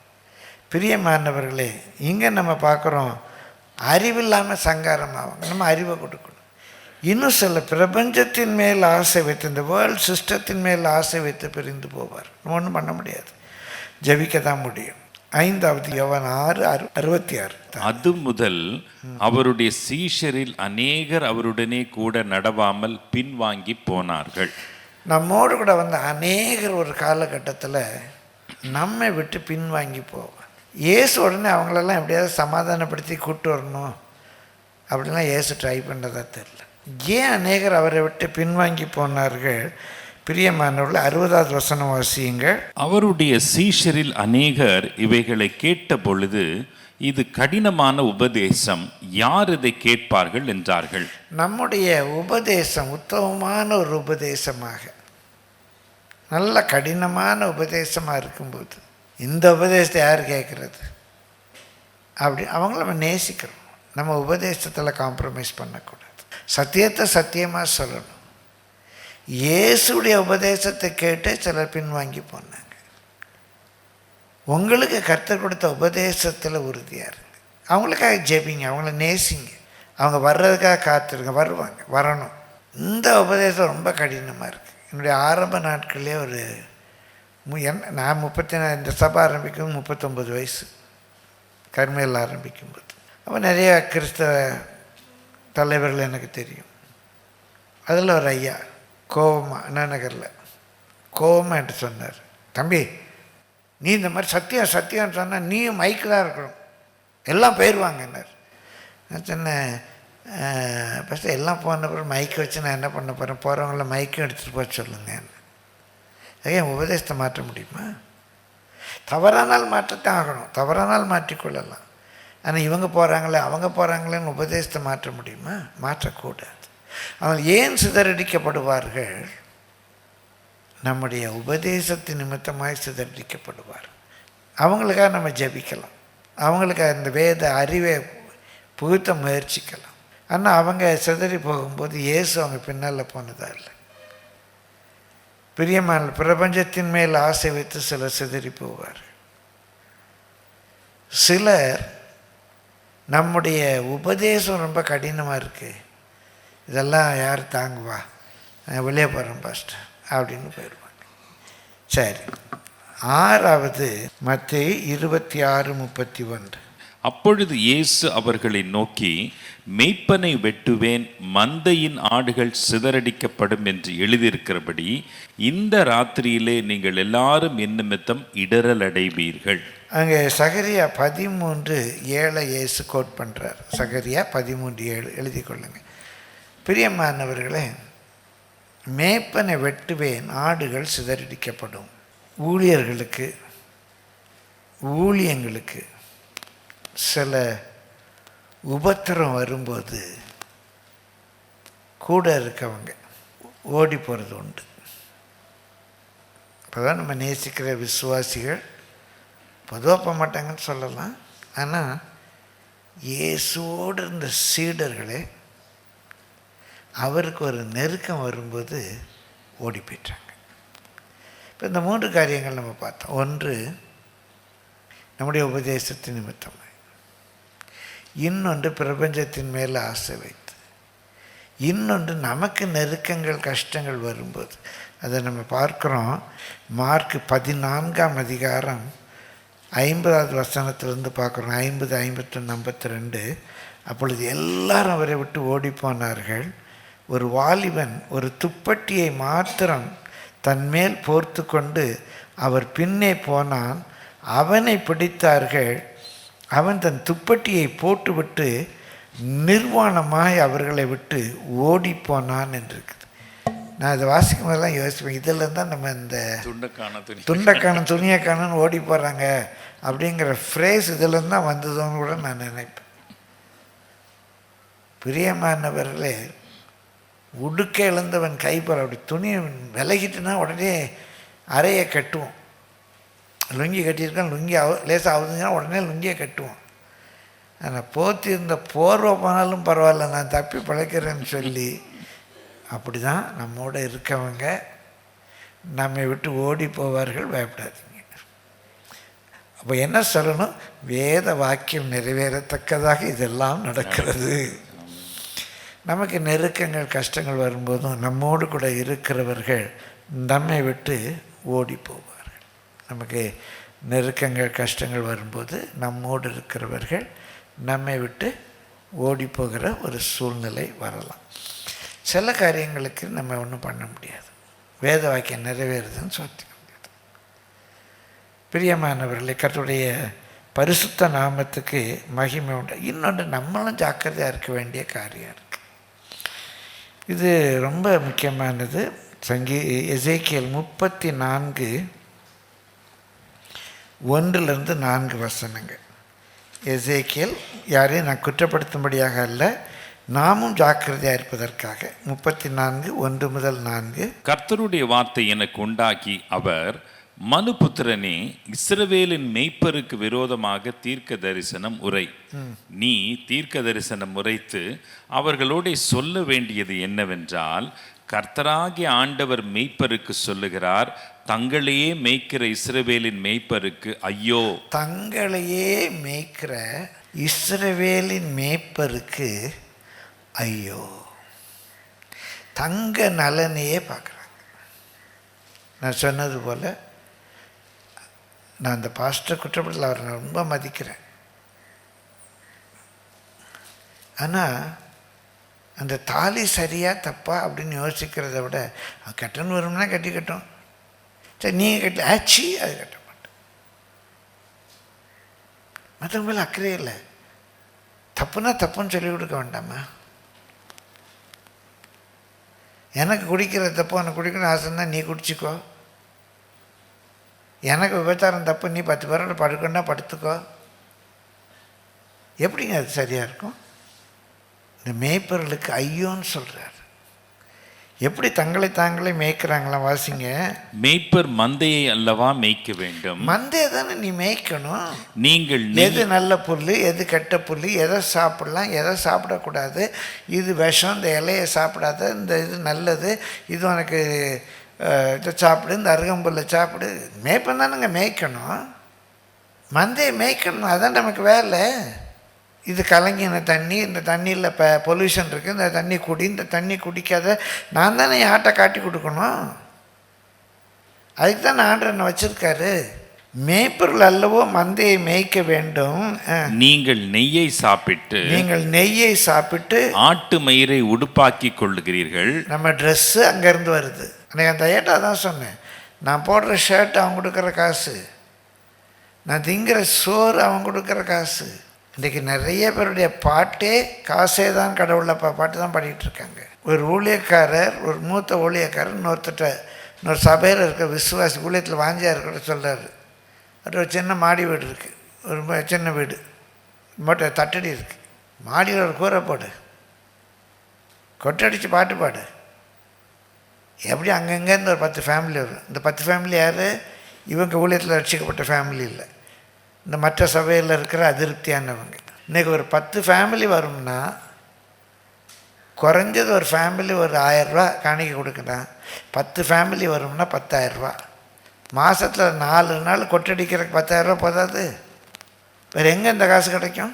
அதுக்கப்புறம் ஒரு நாளைக்கு ஒரு 5 வீடு விசிட் பண்ண, யாரும் வேண்டாம் அந்த கணக்கு வச்சுக்கோங்க. வாழ நினைத்தால் வாழலாம், வழியா இல்லை வையத்தில் அப்படின்னு பாடிக்கிட்டே செய்யுங்க.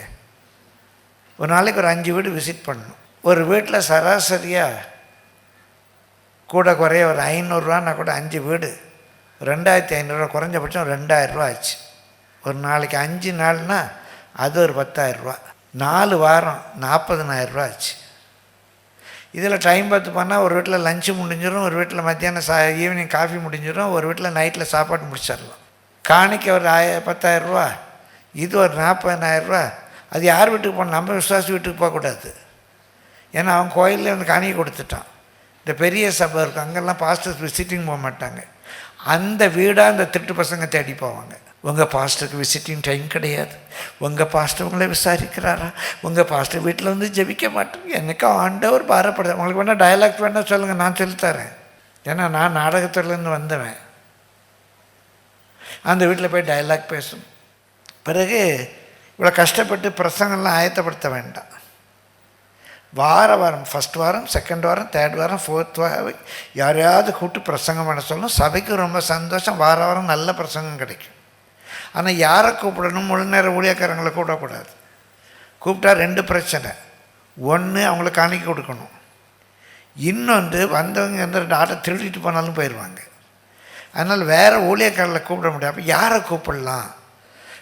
நல்ல பெரிய சபைகளில் அங்கே சில டீச்சர்ஸ் இருப்பாங்க, டாக்டர்ஸ் இருப்பாங்க, போலீஸ் ஆஃபீஸர் இருப்பாங்க, வக்கீல் இருப்பாங்க. அவங்களுக்கு அந்த சபையில் எந்த ஊழியமும் இருக்காது. அவங்கள கூப்பிட்டா சந்தோஷமாக வருவாங்க. பிரியமானவர்களே, அவங்கள வாரம் ஒரு ஆளை கூப்பிட்டு பேச சொன்னால் வருவாங்க. குறைஞ்சது ஒரு 500 ரூபாய் காணிக்க போடுவாங்க. அவங்க சபையில் காணிக்க போடுறாங்களோ இல்லையோ, அங்கே வரும்போது காணிக்க போடுவாங்க. பிறகு அவங்ககிட்ட சில ஜெப குறிப்பு சொல்லணும். ஜூன் மாதம் வருது, பிரதர் என் பிள்ளைக்காக ஜெபிச்சுக்கோங்க, 20,000 ரூபா ஃபீஸாக சொல்லியிருக்காங்க, ஜெபிச்சு ஆண்டவர் எப்படி சொல்கிறாரு அப்படி செய்யுங்க. இப்படிலாம் டயலாக் பேசணும். அவங்களாம் நல்லா வேலை செய்கிறவங்க, கண்டிப்பாக ஹெல்ப் பண்ணுவாங்க. இதை விட வருமானம் எங்கே கிடைக்கும்? இது நடக்கா இல்லையா? நம்ம யாரும் அப்படி இல்லை, இருந்தாங்க வந்திருக்க மாட்டீங்க. அப்படி வீடு வீடாக போய் அந்த மற்ற ஊழியர்களை குறை சொல்லி, அந்த ஊழியர் சொல்ல அவர் சரியில்லை, இவர் சரியில்லை. அதுதான் இங்கே நம்ம பார்க்குறோம். அவங்க நெய்யை சாப்பிட்டு ஆட்டு மயிரை உடுத்தி கொள்ளுகிறார்கள், நல்லா செழிப்பாக இருக்காங்க. மந்தையையோ மேய்க்காமற் போகிறீர்கள், நீங்கள் பலவீனமானவைகளை பலப்படுத்தாமலும். அவங்க பலவீனமாக இருக்காங்க. நம்ம தானே ஆவிக்குரிய வாழ்க்கையில் பலவீனமாக இருக்காங்க, விசுவாசத்தில் பலவீனமாக இருக்காங்க. நம்ம தான் பலப்படுத்தணும். பலவீனமானவர்களை பலப்படுத்தாமலும், நசல் கொண்டவைகளை குணமாக்காமலும், எலும்பு முறிந்தவைகளை காயம் கட்டாமலும். உடஞ்சு போயிருக்கிறாங்க. எலும்பு முறிந்தவளை காயம் கட்டாமலும், துரத்துண்டவைகளை திரும்பி கொண்டு வராமலும், காணாமற் போனவைகளை தேடாமலும் போய் பலாத்காரமும் கடூரமுமாய் அவைகளை ஆண்டீர்கள். பிரியமானவர்களே, மந்தையை பற்றி கவலையே இல்லாமல் இருக்கிறார். அங்கே உள்ள ஆடுகள் சிதறடிக்கப்படுது. மந்தையை விசாரிக்க வேண்டிய விதமாக நானும் நீங்களும் விசாரிக்க. என்னிடத்துல குறைகள் இருக்கனாலும் கர்த்தரை மன்னிக்கும். மேய்ப்பர்களுக்கு தான், நானும் ஒரு மேய்ப்பன் தான், நான் பெர்ஃபெக்ட்னு சொல்ல. இன்னும் கிருபை வேணும். எரேமியா 23ஆம் அதிகாரம் 1-2 வசனம் வாசிப்போம். என் மேய்ச்சலின் ஆடுகளை கெடுத்து சிதறடிக்கிற மேய்ப்பர்களுக்கு ஐயோ என்று கர்த்தர் சொல்லுகிறார். ஆடுகளை அவங்கள கெடுத்து அவங்கள தப்பான வழிக்கு கொண்டு போய் ஒரு பாபிலோனிய பண்டிகையை கொண்டாட வச்சு, ஜிங்கிள் பெல் டான்ஸ். யார் எழுதுனா? அந்த ஜிங்கிள் பெல் டான்ஸில் இயேசுவை பற்றி ஒரு வார்த்தை உண்டா? அந்த ஜிங்கிள் பெல் டான்ஸில் பரிசுத்தத்தை பற்றி ஏதாவது ஒன்று உண்டா? இல்லை நம்ம கலாச்சாரம் இருக்குது. எங்கள் ஆண்டியோட கூட ஒரே அந்த ஸ்லெட்ஜில், எங்கள் ஆண்டியோட கூட நான் ஒரே வண்டியில் போகிறேன், அந்த ஆண்டியோட கூட நான் ஒரே வண்டியில் போகிறேன். இதான் பாட்டு. ஐயோ, சபையை கெடுக்கிறாங்களே, இந்த டான்ஸ் ஆட விடுறாங்களே, அவங்களுக்கு ஐயோ. பொய்யை நம்ப பண்ணுறாங்க. ஞானிகள் முன்னணிக்கே வரலை, பொய்யை நம்ப பண்ணுறாங்களே. அந்த மேய்ப்பர்களுக்கு என்ன ஆகும்? ஒருவேளை அவங்களுக்கே தெரியலைன்னா கர்த்தர் மன்னிப்பார். அவங்களுக்கு தெரிஞ்சு அந்த பொய்யை நம்ப பண்ணுறாங்க, கெடுக்கிறாங்க. அந்த பாகால் வணக்கத்தில் இருக்க அந்த ட்ரீயை இவங்க வச்சு மற்றவங்களை வைக்க விட்டு கெடுக்கிற. நீ ஒரு மர வணக்கத்துக்கு, ஒரு பாபிலோனிய வழக்கத்துக்கு உனக்கு தெரிந்து அந்த ஜனத்தை கெடுக்கிற. உனக்கு ஐயோன்னு பைபிளில் சொல்லியிருக்கு. அந்த மேய்ப்பர்களுக்கு ஐயோ, என் ஜனங்களை கெடுக்கிறீங்க. தெரியலைன்னா பரவாயில்ல, எனக்கு தெரியாது, கர்த்தர் காணாதவர் போல் இருக்கார். தெரிஞ்சும் அந்த ஜனங்கள் சிதறிடக்கூடாது, ஓடிடக்கூடாது, எனக்கு வர்ற காணிக்கை நின்று விடக்கூடாது அப்படின்னு பயந்து நீ ஒன்று செய்வாயானால் அந்த மேய்ப்பன் எப்படிப்பட்ட மேய்ப்பன்? மேய்ப்பர்களுக்கு ஐயோ. இஸ்ரவேலின் தேவனாகிய கர்த்தர் தமது ஜனத்தை மேய்க்கிற மேய்ப்பர்களுக்கு விரோதமாக சொல்லுகிறது என்னவென்றால், நீங்கள் என் ஆடுகளை பராமரியாமல் அவைகளை சிதறடித்து அவைகளை துரத்தி விட்டீர்கள். இதோ நான் உங்கள் பேரில் உங்கள் செய்கைகளின் பொல்லாப்புக்கேற்ற தண்டனையை உங்கள் மேல் வருவிப்பேன் என்று கர்த்தர் சொல்லுகிறார். செயல்களின் பொல்லாப்புக்கு ஏற்ற ஒரு தண்டனை இருக்கு. நம்முடைய செயல்களில் உள்ள பொல்லாப்புக்கு ஏற்ற ஒரு தண்டனை இருக்குது. நீங்களும் நானும் ஜாக்கிரதையாக இருக்கணும். அதே எரேமியா 23:11 வாசிங்க. தீர்க்கதரிசியும் ஆசாரியனும் மாயக்காரராய் இருக்கிறார்கள். என் ஆலயத்திலும் அவர்களுடைய பொல்லாப்பை கண்டேன் என்று கர்த்தர் சொல்லுகிறார். என் ஆலயத்திலும் அவர்களுடைய பொல்லாப்பை கண்டேன். 14ஆம் வசனம். நேரம் கருதி வேகமாய் போகிறேன். எருசலேமின் தீர்க்கதரிசிகளிலும் திடுக்கிடத்தக்க காரியத்தை காண்கிறேன். விபச்சாரம் பண்ணி வஞ்சகமாய் நடந்து ஒருவனும் தன் பொல்லாப்பை விட்டு திரும்பாதபடிக்கு பொல்லாதவர்களின் கைகளை திடப்படுத்துகிறார்கள். அவர்கள் எல்லாரும் எனக்கு சோதோமை போலும் அதன் குடிகள் கொமோராவை போலவும் இருக்கிறார்கள். பொல்லாதவர்களின் கைகளை திடப்படுத்துகிறாங்க. அவங்க தான் அங்கே லீடர்ஸ், அவங்க தான் அங்கே செக்ரட்டரி, அவங்க தான் அங்கே. அவன் வாழ்க்கையே கெட்டு கிடக்கு. விபச்சாரம், வேசித்தனம், திருட்டு, கள்ளத்தராசு. அவங்கள நம்ம ஸ்ட்ரென்தன் பண்ணுறோமா? முடிவு என்ன? எரேமியா 10:22 வாசிங்க. இந்த வசனம் தயவுசெய்து யாரும் என்னையும் சேர்த்து தான் நான் சொல்கிறேன், எனக்கும் சேர்த்துள்ள வசனம் தான். மெய்ப்பர்கள் மிருக குணமுள்ளவர்களாகி கர்த்தரை தேடாமற் போனார்கள். ஆகையால் அவர்கள் காரியம் வாய்க்காமற் போய் அவர்கள் மந்தையெல்லாம் சிதறடிக்கப்பட்டது. பிரியமானவர்களே, என்றைக்கு நம்ம மேய்ப்பொருளை குறித்து, ஆடுகளை குறித்து மேய்ப்பொருள் கவனம் இல்லாமல் இருக்கிறோம், நம்மையே நம்ம முக்கியமாக நினைக்கிறோம், நமக்கு வர்ற வருமானத்தை முக்கியமாக நினைக்கிறோமோ, அந்த ஆடுகளை கர்த்தரே நம்ம விட்டு பிரிப்பார். நமக்கு வர தண்டனை பயங்கரமாக இருக்கும். குளிநரிகள் குள்ளநரிகளை பார்த்தோம், கொளுத்தாடுகளை பார்த்தோம். இங்கே நம்ம பார்க்குறது நாம் எப்படி இருக்கிறோம். பிரபஞ்சத்து மேலே ஆசை வச்சு போகிறாங்க, இந்த உபதேசம் கடினம்னு போயிடுறாங்க. நாம் அந்த விசாரியாததுனால போகிறாங்களா? ஒரு கேள்வி நமக்குள்ளே வருகிறது. பிரியமானவர்களே, கர்த்தருடைய பரிசுத்த நாமத்துக்கு மகிமை உண்டாவதாக. அடுத்தால 8வது இன்னும் 2 குறிப்புகள். 8வது ரொம்ப முக்கியமானது. நீங்கள் நான் ரொம்ப ஜாக்கிரதையாக இருக்கணும். 2 பேர் 2ஆம் அதிகாரம் 1-2 வசனம் வாசியுங்கள். கள்ள தீர்க்க தரிசிகளும் ஜனங்களுக்குள்ளே இருந்தார்கள், அப்படியே உங்களுக்குள்ளும் கள்ள போதகர்கள் இருப்பார்கள். இன்னைக்கு நிறைய கள்ள போதகர்கள் இருக்கிறாங்க, உண்மையான போதகர்கள் அல்ல. இவங்க வேறு எந்த வேலை செஞ்சாலும் இந்த வருமானம் அவங்களுக்கு கிடைக்காது.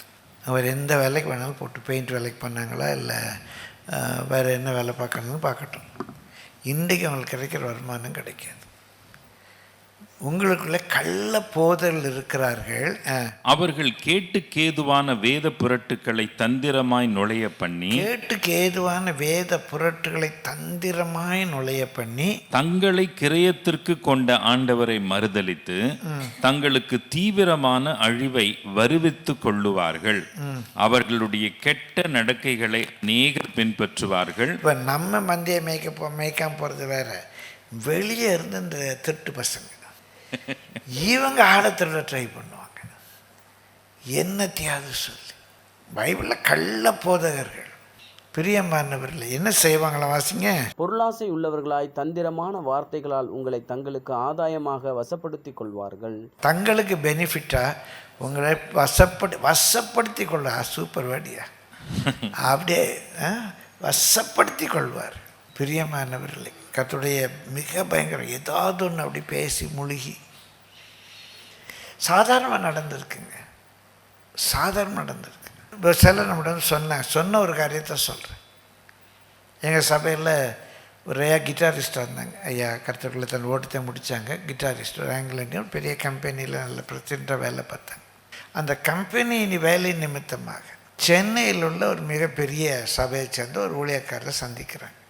சந்திப்பு கம்பெனி வேலை. அப்போ நானும் எங்கே போய் ராபர்ட் சைமன் சர்ச்சுக்கு போகிறோம். அப்படி அங்கே என்ன செய்யுங்க கிட்டார் ஒரு கம்பெனியில் இவங்க பிரசிடெண்ட் இந்த பிரதர். இந்த ஊழியக்காரரை நான் நடத்தின ஒரு கூட்டத்தில் அவரை தலைமை தாங்க ஜெபம் பண்ணலாம் அவரை நான் பயன்படுத்தேன். அதில் நீங்கள் இந்த மாதிரி மீட்டிங் வந்தீங்க, நான் தான் நீங்கள் என்ன செய்றீங்க சர்ச்சில் நான் கிட்டார் வாசிக்கேன். அந்த பெரிய பாஸ்டர், நான் அவர் பேரை சொல்லலை, இவர் எனக்கு நம்ம சபையில் உள்ளவர், இவர்கிட்ட சொன்ன வார்த்தை இவர் வந்து என்கிட்ட சொன்னார். இவர் சொன்னார், மற்றவங்க சொல்ல மாட்டாங்க. என்ன சொன்னாராம் அவர், ஏன்னா நீங்கள் இவ்வளோ அந்த சின்ன சபையில் உட்காந்து கிட்டார் வாசிச்சுட்டு எங்கள் சபைக்கு வாங்க, நல்ல பெரிய சபை, நிறைய பேருக்கு நீங்கள் பிரயோஜனமாக இருக்குது, எங்கள் சபைக்கு வாங்க அப்படின்னு கூப்பிட்டார். இவர் இடத்துல நீங்கள் அவங்களெல்லாம் ஸ்டேஜில் ஏற்றுறீங்க பாஸ்டர், உங்களை இப்படி சொல்கிறார் அவர் ஓப்பனாக. உங்கள் சபை சின்ன சபை, எங்கள் சபைக்கு வாங்கன்னு என்னை கூப்பிட்டார். கூப்பிட்ட பேர் எனக்கு தெரியும், சொன்னவர் பொய் சொல்லியிருக்க மாட்டார். இப்போ இவ்வளோ திருட்டு பசங்க சொல்கிறாவா வேண்டாமா, சொல்லமா? இவங்க யார்? நம்ம தான் அரணை காத்துக்கணும். கல்ல பொருள் சுற்றி இருப்பாங்க, அப்படியே நிற்பாங்க, அப்படியே யாராவது பயில தூக்கிட்டு போனால் பிரைஸ்லாட் சிஸ்டர், பிரைஸ்லாட் பாஸ்டர், எங்கே போகிறீங்க? அந்த அவ்வளோ தூரம் போகிறீங்களா? நம்ம சபை பக்கத்தில் இருக்குது, இங்கே வந்து நீங்கள் அங்கே தான் ஊழியம் செய்கிறீங்களா? இல்லை இங்கே நம்ம சண்டே ஸ்கூல் நீங்கள் டீச் பண்ணலாமே, சண்டே ஸ்கூலுக்கு ஆள் தேவை ஊழியத்தில். அங்கே அவர் யாரையும் கவனிக்கவே மாட்டார், அவர் சும்மா சத்தியம் சத்தியன்ட்டு கிடப்பார். எதையோ சொல்லி உங்களை தங்களுக்கு ஆதாயமாக ஜாக்கிரதையாக இருக்கணும், ஜாக்கிரதையாக இருக்கணும். ஒரு சொல்கிறார், இப்போ சண்டேலாம் யாரையுமே பேச விட பயமாக இருக்குது, பேச விட்டு அடுத்தவர் 2 பேர் காணாமல் போய்ட்றாங்க. நம்ம சபையில் யாராவது ஊழியக்காரங்களை கூப்பிட்டு பேச விட்டு அடுத்தவர் 2 பேர் காணாமல் போய்ட்றாங்கங்கிறார். நமக்கு போகிறவங்க போட்டுன்னு விட முடியாது. வாசிங்களேன், எசேக்கியல் 13ஆம் அதிகாரம் 17ஆம் வசனத்தில், எசேக்கியல் 13:17 நல்லா எப்படி பேசுகிறாங்கன்னு சொல்லித்தாரேன்.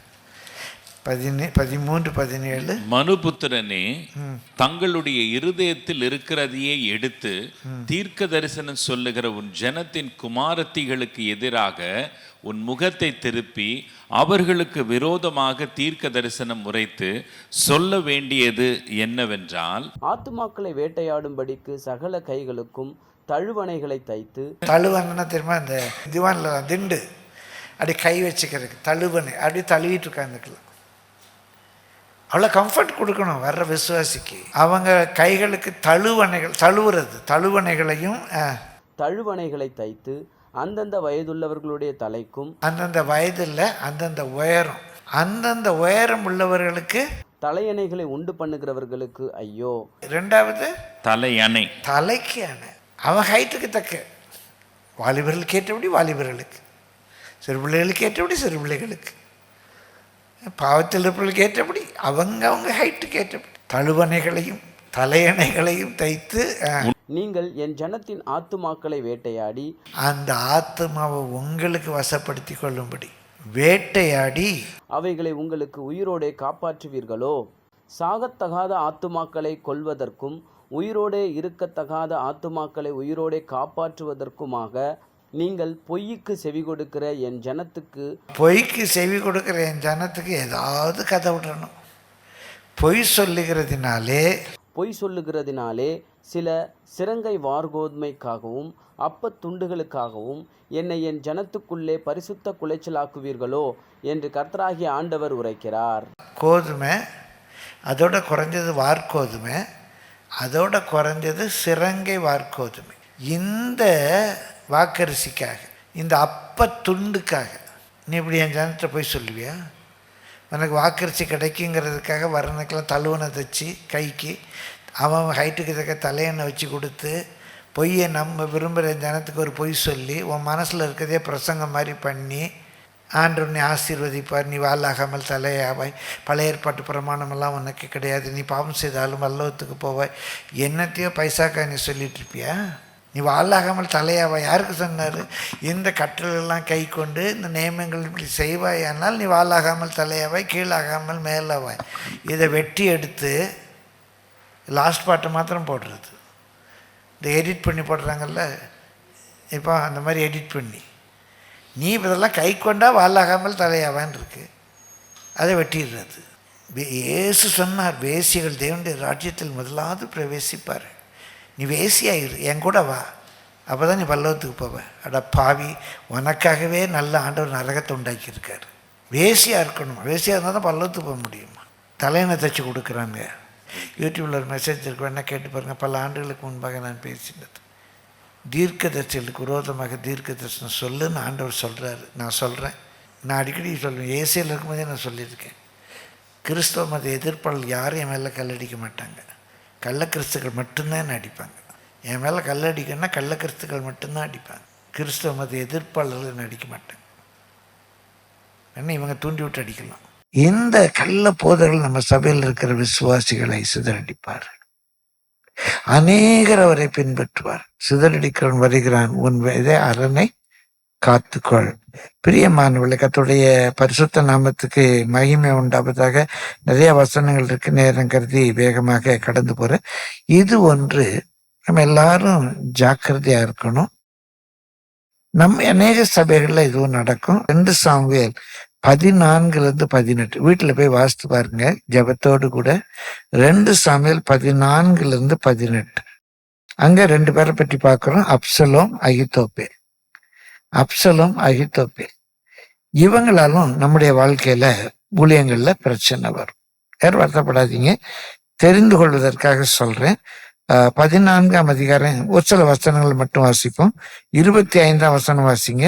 இஸ்ரவேலர் அனைவர்களுக்குள்ளும் அப்சலோமை போல் சௌந்தரியமுள்ளவனும் மெச்சிக்கொள்ளப்பட்டவனும் இல்லை. உள்ளங்கால் தொடங்கி உச்சந்தலை மட்டும் அவனில் ஒரு பழுதும் இல்லாதிருந்தது. அப்சலோங்கிறவன் தாவீதினுடைய குமாரன். இந்த தாவீதினுடைய குமாரன் ரொம்ப சௌந்தரியம் உள்ள, தாவீதும் ரொம்ப சௌந்தரியம் உள்ளவன், அவன் பையன் அப்சலமும் சௌந்தரியம் உள்ளவன். எல்லாராலும் அவன் ரொம்ப மெச்சிக்கொள்ளப்பட்டவன். எல்லாரும் அவன் ரொம்ப அப்ரிஷியேட் பண்றாங்க. பிரியமானவர்களே, உள்ளங்கால் தொடங்கி உச்சந்தலை மட்டும் அவனால ஒரு பழுதும் இல்லை. ரொம்ப நல்ல பெர்ஃபெக்டான பையன்.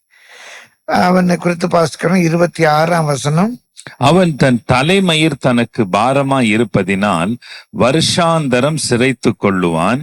சிரைக்கும் போது அவன் தலைமயிர் ராஜாவுடைய நிறையின்படி 200 சேக்கல் நிறையாய் இருக்கும்.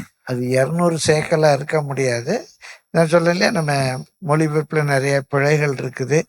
நம்ம சரியா 200 சேக்கல், அத்தனை கிலோ நம்ம தலையில முடி இருக்க வாய்ப்பு இல்லை. அது மொழிபெயர்ப்புல பிழைன்னு எல்லா வேத பண்டிதரும் சொல்றாங்க.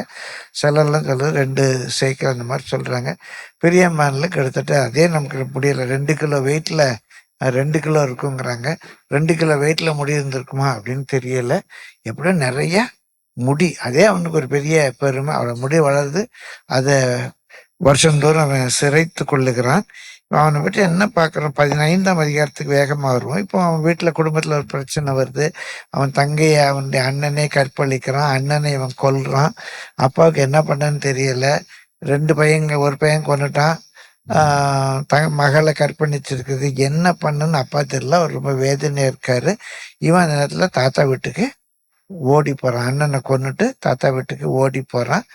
அப்போ யோவாபு அவர் சொந்தக்காரர் தான். அதே வேளையில் அரசாங்கத்திலையும் அவர் ஒரு பெரிய பதவியில் இருக்கிறாரு. அவர் எப்படியோ ஓடி போனா திரும்ப ஊருக்குள்ள கூட்டு வர்றாரு. இதெல்லாம் குடும்பத்தில் உள்ள ஒரு சின்ன பிரச்சனை. இவன் 15ஆம் அதிகாரத்தில் அவனை வீட்டுக்கு கூட்டு வந்துட்டாங்க. இப்போ கூட்டு வந்த பிறகு அவன் என்ன பண்றான், தாவீதுடைய இன்னொரு குமார், இவனுடைய அண்ணன் அம்னோனை கொன்றான். கொன்னுட்டு ஊரை விட்டு ஓடி போய் அவங்க தாத்தா வீட்டில், அம்மாவளி தாத்தா வீட்டில் போய் இருக்கிறான். திரும்ப அவனை யோவாபு கூப்பிட்டு வந்துடும். ஆனாலும் இவருக்கு கோபம், நான் பையனை கொன்னுட்டானே அப்படின்னு கொஞ்சம் மூஞ்ச காட்டிட்டு இருக்காரு. இவனுக்கும் அந்த ஒரு வருத்தத்துல இருக்காங்க. உள்ள வந்துட்டாங்க. இந்த சூழ்நிலையில 15ஆம் அதிகாரத்துக்கு வேகமா வர்றோம், வாசிங்க. இதற்கு பின்பு அப்சலோம் ரதங்களையும் குதிரைகளையும் தனக்கு முன்பாக 50 சேவகரையும் சம்பாதித்தான். மேலும் அப்சலோம் காலைதோறும் எழுந்திருந்து பட்டணத்து வாசலுக்கு போகிற வழி ஓரத்திலே நின்று கொண்டு, எவனாகிலும் தனக்கு இருக்கிற வழக்கு முகாந்தரமாய் ராஜாவினிடத்தில் நியாயத்திற்கு போகும்போது அவனை அழைத்து, இப்படியே நின்றுட்டு அங்க போறவன் ராஜாட்ட போறவன் அழைத்து நீ எந்த ஊரான் என்று கேட்பான். அவன் உமது அடியான் இஸ்ரவேல் கோத்திரங்களில் ஒன்றுக்கடுத்த இன்ன ஊரான் என்றால், அப்பொழுது அப்சலோம் அவனை நோக்கி, இதோ உன் காரியம் நேர்மையும் நியாயமுமாய் இருக்கிறது. சொல்றலாம் ரைட் தான்ப்பா, ஐ அண்டர்ஸ்டாண்ட், உன் காரியம் ரைட் தான். ஆனாலும் ராஜாவினிடத்துல உன் காரியத்தை விசாரிப்பார் ஒருவரும் இல்லை என்பார். ராஜா உனக்கு ஒன்றும் உதவி செய்ய முடியாதுப்பா, நீ அவர்கிட்ட போறிய. அப்பா பத்தி சொல்றான் ராஜா, அவர் ஒன்னும் ஹெல்ப் பண்ண முடியாது. பின்னும் அப்சலோம், வழக்கு வியாஜ்யம் உள்ளவர்கள் எல்லாரும் என்னிடத்தில் வந்து நான் அவர்களுக்கு நியாயம் செய்யும்படிக்கு என்னை தேசத்திலே நியாயாதிபதியாக வைத்தால் நலமாயிருக்கும் என்பான். எங்க அப்பா ஒன்றும் பண்ணிக்க முடியாது, நான் தான் செய்யணும். ஒரு 5ஆவது படிக்கிற பையன் பாட்டு சொல்றான், ஏப்பா உனக்கு பாட்டு பாடே வரலப்பா, நான் பாடுறேன்ப்பா, நான் பார்த்துக்கிறேன்ப்பா, நீ கொஞ்சம் ஓரமா உட்காரு, நான் சபையை பார்த்துக்கிறேன். பையன் சொல்றான், தாவீதுடைய பையன் சொல்றான், எங்க அப்பாட்ட பண்ண ஒன்றும் நடக்காது, ஏன்ட்ட வாங்க நான் சொல்றேன். என் அப்பா வயசாகி போச்சு. நடந்ததுங்க, அப்சலோம் சொல்லியிருக்கான். பையன் சொல்றான், அவர் கொடுத்து சாக்குறான். வாசிங்க. எவனாகிலும் ஒருவன் அவனை வணங்க வரும்போது அவன் தன் கையை நீட்டி அவனை தழுவி முத்தம் செய்வான். யாராவது இந்த தாவீதுடைய பையன் அப்சலோம் பிரேஸ்லாட் அப்படின்னு சொல்லிட்டா, பிரேஸ்லாட் அப்படி கட்டிட்டா, அப்படி கொஞ்சம் எழுதியிருக்கிறத சொல்றேங்க, அப்படி கொஞ்சம். அப்புறம் வாசிங்க. இந்த பிரகாரமாக அப்சலோம் ராஜாவினிடத்தில் நியாயத்திற்காக வரும் இஸ்ரவேலருக்கெல்லாம் செய்து இஸ்ரவேல் மனுஷருடைய இருதயத்தை கவர்ந்து கொண்டான். அப்படியே இஸ்ரவேல் புத்தருடைய இருதயத்தை கவர்ந்து கொண்டான். இன்றைக்கு எழுத்தின்படியே சில ஊழியருடைய பிள்ளைகளா இருக்கலாம், இல்லைன்னா சபையில இருக்கிற நம்ம பிள்ளை போல பார்க்கிற மற்ற விசுவாசிகளா இருக்கலாம், இல்ல உடன் ஊழியர்களா இருக்கலாம். இருதயத்தை, விசுவாசில இருதயத்தை தங்க பக்கமா கவர்ந்து கொள்ள விரும்புறாங்க. எல்லா இடத்துலயும் நடக்கு. அண்ணன் என்னைக்கு சாவான், தின்ன என்னைக்கு காலியாகும் காத்திருக்காங்க. ஒரு ஊழியர் சொன்னார், அசிஸ்டன்ட் பாஸ்டர் வச்சோன்னா அசிஸ்டன்ட் பாஸ்டர் ஒரே ஒரு ஜபம் தான் பண்ணுவாங்கண்ணா, ஆண்டவர் எனக்கு என்னைக்கு ஊழியம் கிடைக்கும். அவங்களும் ஜபம் பண்ணணும்ல, எனக்கு எப்ப ஆண்டவரே ஊழியம் கிடைக்கும், எனக்கு எப்ப வழி திறக்கும். உங்களுக்காக வேற யாரும் ஜெபிக்க வேண்டாம், உங்க அசிஸ்டன்ட் பாஸ்டர் உங்களுக்காக ஜெபிப்பாங்க. சீக்கிரம் உங்களை சொந்த வீட்டுக்கு அனுப்புறதுக்கு. நல்லது தானே, ப்ரொமோஷன் தானே. அவங்களுக்கு ஆசை இருக்கும் இல்லையா, நம்ம சீனியர் பாஸ்டருக்கு ஒரு ப்ரொமோஷன் வேணும்னு. அவர் எவ்வளவு நாள் நம்ம சீனியர் பாஸ்டர் கஷ்டப்படுவார், சீக்கிரமா அவர் இளைப்பாறுதலுக்குள்ளே பிரவேசிக்கட்டும் அப்படின்னு ஜெயிப்பாங்க. அநேகருடைய இருதயத்தை கவர்ந்து கொண்டான். வாசியுங்கள். 40 வருஷம் சென்ற பின்பு அப்சலோம் ராஜாவை நோக்கி, நான் கர்த்தருக்கு பண்ணின என் பொருத்தனையை எப்ரோனில் செலுத்தும்படிக்கு நான் போக உத்தரவு கொடு. 40 வருஷம் இருக்க முடியாது. அங்கதான் நான் சொன்னேன்ல, இன்றைக்கு நிறைய மொழிபெயர்ப்பு மேல இருக்கு. அப்படின்னா அப்போ தாவீதுக்கு ஒரு 60 வயசுனா 100 வயசான பிறகா இல்லை. சிலர் 4 வருஷம் சொல்றாங்க. ஆனா ஒரு 4 வருஷம் என்பதை விட 40 நாட்கள் அப்படின்னு எடுக்கலாம்னு சிலர் சொல்றாங்க. ஆனா 40 வருஷங்கிறது அங்க உள்ள ஒரு பிழை அப்படிங்கிறத நிறைய கமெண்டேட்டர்ஸ் பார்த்தேன். அதனாலதான் நம்ம வேதத்தை அறிகிற அறிவு வேணும். இங்க பைபிள்ல போட்டிருக்க 40 வருஷம் அப்படின்னு எடுக்க முடியாது. சரி, 40 மாதங்கள் இல்லை 40 வாரங்கள் இல்லை 40 நாள் இல்லைன்னா 4 வருஷம் ஏதோ ஒண்ணு சென்ற பின் பொருத்தனை எப்ரோனில் செலுத்தும்படிக்கு நான் போக உத்தரவு கொடும். நான் ஊழியம் ஜெபம் பண்ண போறேன், பொருத்தனை செலுத்த போறேன், ஆண்டவரை வணங்க போறேன். அதான் ரீசன் சொல்றான். கர்த்தர் என்னை எருசலேமுக்கு திரும்பி வர பண்ணினால் கர்த்தருக்கு ஆராதனை செய்வேன் என்று உமது அடியானாகிய நான் சீரியா தேசத்தில் கேசூரிலே குடியிருக்கும் போது பொருத்தனை பண்ணினேன். தாத்தா வீட்டுல இருக்கும்போதே நான் பொருத்தனை பண்ணியிருக்கேன். அதற்கு ராஜா சமாதானத்தோடே போ என்றான். அப்பொழுது அவன் எழுந்து எபிரோனுக்கு போனான். அப்சலோம் இஸ்ரவேல் கோத்திரங்களுக்கு எல்லாம் வேவுகாரரை அனுப்பி, நீங்கள் எக்கால துணியை கேட்கும் போது அப்சலோம் எப்ரோனிலே ராஜாவானான் என்று சொல்லுங்கள் என்று சொல்லி வைத்திருந்தான். அதே வேளையில இவற்றை ஜெபம் பண்ண போறேன், அது பண்ண போறேன், இது பண்ண போறேன்னு சொல்லி ஒரு டயலாக் பேசிட்டு அவன் ஒரு செட்டப் வைக்கிறான். நான் அப்படி சொல்லும் போது அப்சலோம் ராஜாவாயிட்டான். இப்ப இதெல்லாம் அண்ணன் தம்பிகளை யார் ராஜான்னு ஒரு போட்டி. அடுத்தால அப்சலோம் வரவா இல்லைன்னா சாலமோன் வரவா, யார் ராஜாவாகிறது? அதனால இவன் ராஜாவாயிட்டான்னு சொல்லி எக்காலம் ஊதுங்க அப்படின்னு ஒரு செட்டப் பண்றான்.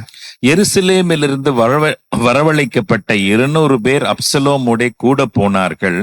அவர்கள் வஞ்சகமின்றி அறியாமையினால் போனார்கள். அதுல சிலர் இந்த அப்சலமோடு கூட சேர்றவங்க, அவங்க வஞ்சனை இல்லை, வெறும் கத்தோடைய ஊழியம் தானே செய்ய போறான், இவன் சாமியை கும்பிட்டு தானே போறான், ராஜாவுடைய பையன் தானே, ராஜாவோட இருந்தவன் தானே அப்படின்னு சொல்லி அறியாமையினாலே அவனோடு கூட சேருகிறார்கள். அப்சலோம் பலிகளை செலுத்தும் போது தாவீதின் ஆலோசனைக்காரனாகிய அகித்தோப்பேல் என்னும் கீலோனியனையும் அவன் ஊரானாகிய கீலோவிலிருந்து வரவழைப்பித்தான். அப்படியே கட்டுப்பாடு பலத்து ஜனங்கள் அப்சலோமினிடத்தில் திரளாய் வந்து கூடினார்கள். இப்ப இந்த அப்சலம் யார கூட சேர்க்கிறான்? அகித்தோப்பேல்னு ஒருத்தனை சேர்க்கிறான். இந்த அகித்தோப்பேல் சிலர் சொல்லுவாங்க பெத்சிபாவுடைய தாத்தாம்பாங்க. பெத்சிபாவுடைய தாத்தாவா இருக்க முடியாது. பெத்சிபாவுடைய தாத்தான்னா அவர் ரொம்ப வயசானவனா இருக்கணும்.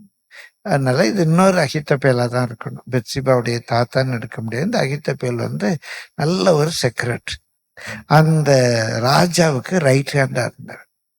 அந்த அகித்தோப்பேலை பற்றி தான் இப்படி இருக்கட்டும், 16ஆம் அதிகாரம் குறித்து கொள்ளும் 23ஆம் வசனத்துல இருக்கும். 16:23 அகித்தோப்பேலுடைய ஆலோசனைகள் தேவ ஆலோசனை போல் இருந்தது.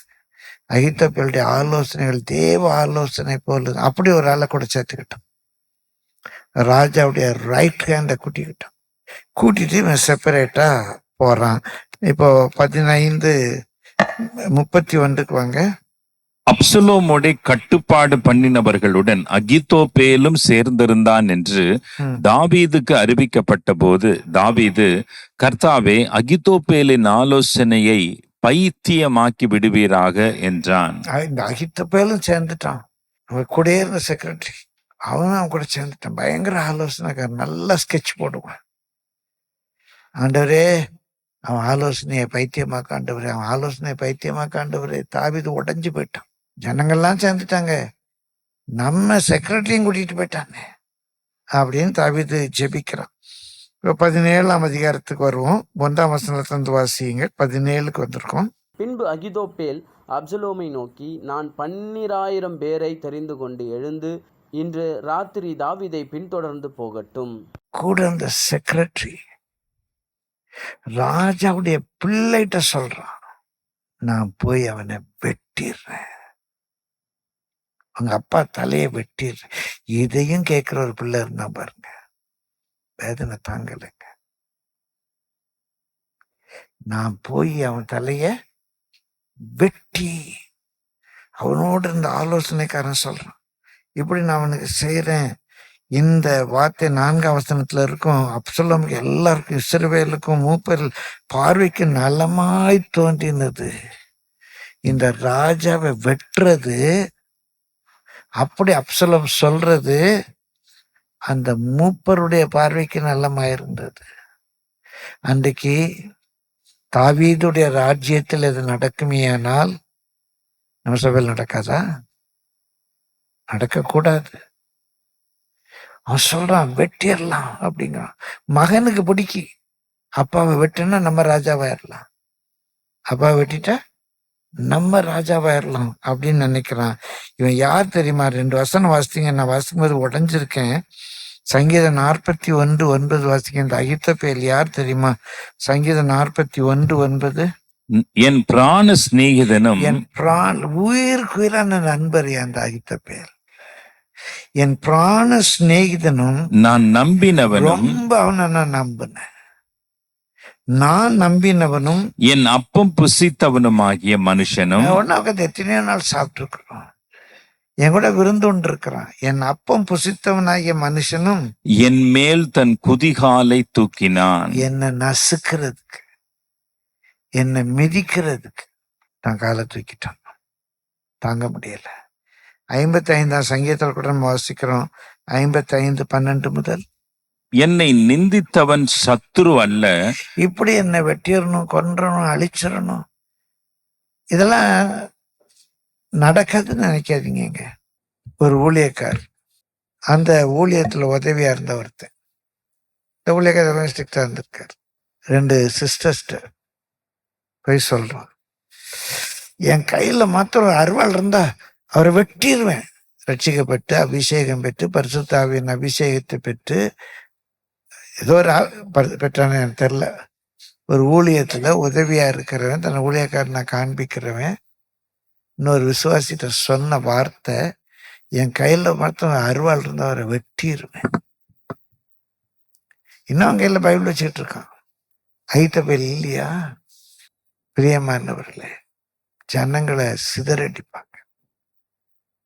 அவன் ஆலோசனை தேவ ஆலோசனை மாதிரி. அவன் யாரு? அவர் சொல்றார் வேதனையோட, அவன் என்னை சத்துரு அல்ல. அப்படி இருந்தால் சகிப்பேன். எனக்கு விரோதமாய் பெருமை பாராட்டினவன் என் பகைஞ்சன் அல்ல. அப்படி இருந்தால் அவனுக்கு மறைந்திருப்பேன். எனக்கு சமமான மனுஷனும் அவனை எனக்கு சமமா வச்சிருந்தேன். ஐத்தபேல எனக்கு சமமா வச்சிருந்தேன். எனக்கு சமமான மனுஷனும் என் வழிகாட்டியும். எத்தனையோ நாள் அவன் கைட் பண்ணியிருக்கான். இப்படி யுத்தத்துக்கு போகலாம், இப்படி போக வேண்டாம், இப்படி செய்யுங்க, அப்படி செய்யுங்க. அவன் எனக்கு வழிகாட்டியிருக்கான். என் வழிகாட்டியும் என் தோழனும் ஆகிய நீயே அவன். நாம் ஒருமித்து இன்பமான ஆலோசனை பண்ணி, ரெண்டு பேரும் உட்காந்து எத்தனை நாள் இன்பமா ஸ்கீம்ஸ் போட்டிருக்கோம். நாம் ஒருமித்து இன்பமான ஆலோசனை பண்ணி கூட்டத்தோடே தேவாலயத்திற்கு ரெண்டு போனோம். பேரும் சேர்ந்து சாமி கும்பிட போயிருக்கோமே. இன்னைக்கு நீ என்ன வெட்டணும்னு சொல்லுறியப்பா, தாங்க முடியல. பெரியம்மா, கர்த்தருடைய பரிசுத்த நாமத்துக்கு மகிமை உண்டாவதாக. தொடர்ந்து 17ஆம் அதிகாரம் நீங்க 17, 18 அதிகாரங்களை வாசித்து பாருங்க பிரியமானவர்களே. மிக பயங்கரமா இருக்கும். அவங்களுடைய முடிவும் பயங்கரமா இருக்கும். தாவீது ஜபிக்கிற, ஆண்டவரே அகித்தோப்பேலின் ஆலோசனை அபத்தமாக்குன்னு சொல்லி தாவீதை வெட்டுறதுக்கு அகித்தோப்பேல் ஒரு ஆலோசனை சொல்றான். ஊசாய்ங்கிறவன் வேற ஒரு ஆலோசனை சொல்றான். அப்சலம் அகித்தோப்பேலின் ஆலோசனையோட ஊசாயினுடைய ஆலோசனை எடுத்துக்கிறான். ஊசாய் சொன்ன மாதிரி இப்போ ஒன்றும் அட்டாக் பண்ண வேண்டாம், அவர் நம்மளோட ஸ்ட்ராங், அவரோட ஆட்கள்லாம் இருக்காங்க, நம்ம போய் மாட்டிக்கக்கூடாது, கொஞ்சம் கவனமா இருங்கன்னு ஒன்னா, சரி நம்மளும் யோசிச்சு செய்வோம்னு சொல்லி ஊசாயினுடைய ஆலோசனை எடுத்துக்கிட்டான். இதுல அகித்தோப்பேல் ரொம்ப அப்செட் ஆயிட்டான். நம்ம ஆலோசனை எடுக்கல, அகித்தோப்பேல் சொன்ன ஊசாய் சொன்ன ஆலோசனை அப்சலம் எடுத்துட்டானே அப்படின்னு சொல்லி உடஞ்சி போய் வீட்டு காரியங்கள் எல்லாம் எத்தனம் பண்ணி நாண்டு கொண்டு நின்று செத்தான். சரி, ஊசாய் சொன்ன அந்த ஆலோசனை அதெல்லாம் கேட்டு அப்சலம் கடைசியில யுத்தத்துக்கு போறான். இந்த நேரத்துல அவன் ஒரு தனி இடத்துல மாட்டிக்கிட்டாங்க. தாவீதும் ஒரு சின்ன கூட்டமுன்னு வேகமா கழுதியில சேனை வச்சு போறான். இவனுக்கு நல்ல முடி, நல்ல உயரமான முடி. போகும்போது அங்க ஒரு கருவாலி மரம், அந்த கிளை குப்பெல்லாம் சின்ன பின்னமா இருந்துச்சு, அதுல மாட்டிக்கிட்டு இவன் தொங்கிக்கிட்டு இருக்கிறான். பிரியமல்ல, அதை போய் ஒருத்தன் யோகிட்ட போய் சொல்றான், இந்த மாதிரி மாட்டிட்டான்னு. அவன் 3 ஈட்டி ஜாவலின் 3 ஜாவலினை தூக்கிட்டு வரான். தூக்கிட்டு வந்து இவனை குத்துறான். 10 பேர் சுத்தி நின்று அடிச்சே கொல்றாங்க ராஜாவுடைய பையன். பிரியமானவர்களே, ராஜா அதை கேட்டு அழுதான், துக்கம் கொண்டாடினான். அதான் யோவாபுக்கு அவருக்கும், நாங்க உங்களை காப்பாற்றின இடத்துல நீங்க இதுக்கு போய் துக்கம் கொண்டாடிட்டு இருக்கீங்களேன்னு ஒரு பிரச்சனை வந்துச்சு. இருக்கட்டும் பிரியமானவர்களே, இன்றைக்கு இப்படிப்பட்ட குழப்பங்களை உண்டாக்கல் உண்டு. அவர்களுக்கு இப்படிப்பட்ட முடிவு வேண்டாம். ஆனால் சபைகளுக்குள்ள பிள்ளைகளா இருக்கலாம், நம்முடைய உடன் ஊழியர்களா இருக்கலாம், சபையை சிதறடிக்க வருவார். ஜாக்கிரதையா இருக்கணும். சிதறடிக்கிறவன் வருகிறான், அரணை காத்துக்கொள். கடைசியாக ஒன்று சொல்லி நம்ம ஜெபிப்போம். பிரியமானவர்களே, இதுவும் ரொம்ப முக்கியமான ஒன்று. 2 கொரிந்தியர் 2ஆம் அதிகாரம் 11ஆம் வசனம். சாத்தானாலே நாம் மோசம் போகாதபடிக்கு அப்படி செய்தேன், அவனுடைய தந்திரங்கள் நமக்கு தெரியாதவைகள் அல்லவே. நிறைய வேலை ஏன் சிதறடிக்கப்படுறோம்? பிசாசுடைய தந்திரங்கள் தெரியாம போறதுனால. இது ஒரு பிசாசுடைய தந்திரம், தெரியாம போய் மாட்டிக்கிறோம். எப்படி வாசிங்க? அதே 2 கொரிந்தியர் 11:3-4 வாசிங்க. 2 கொரிந்தியர் 11:3-4.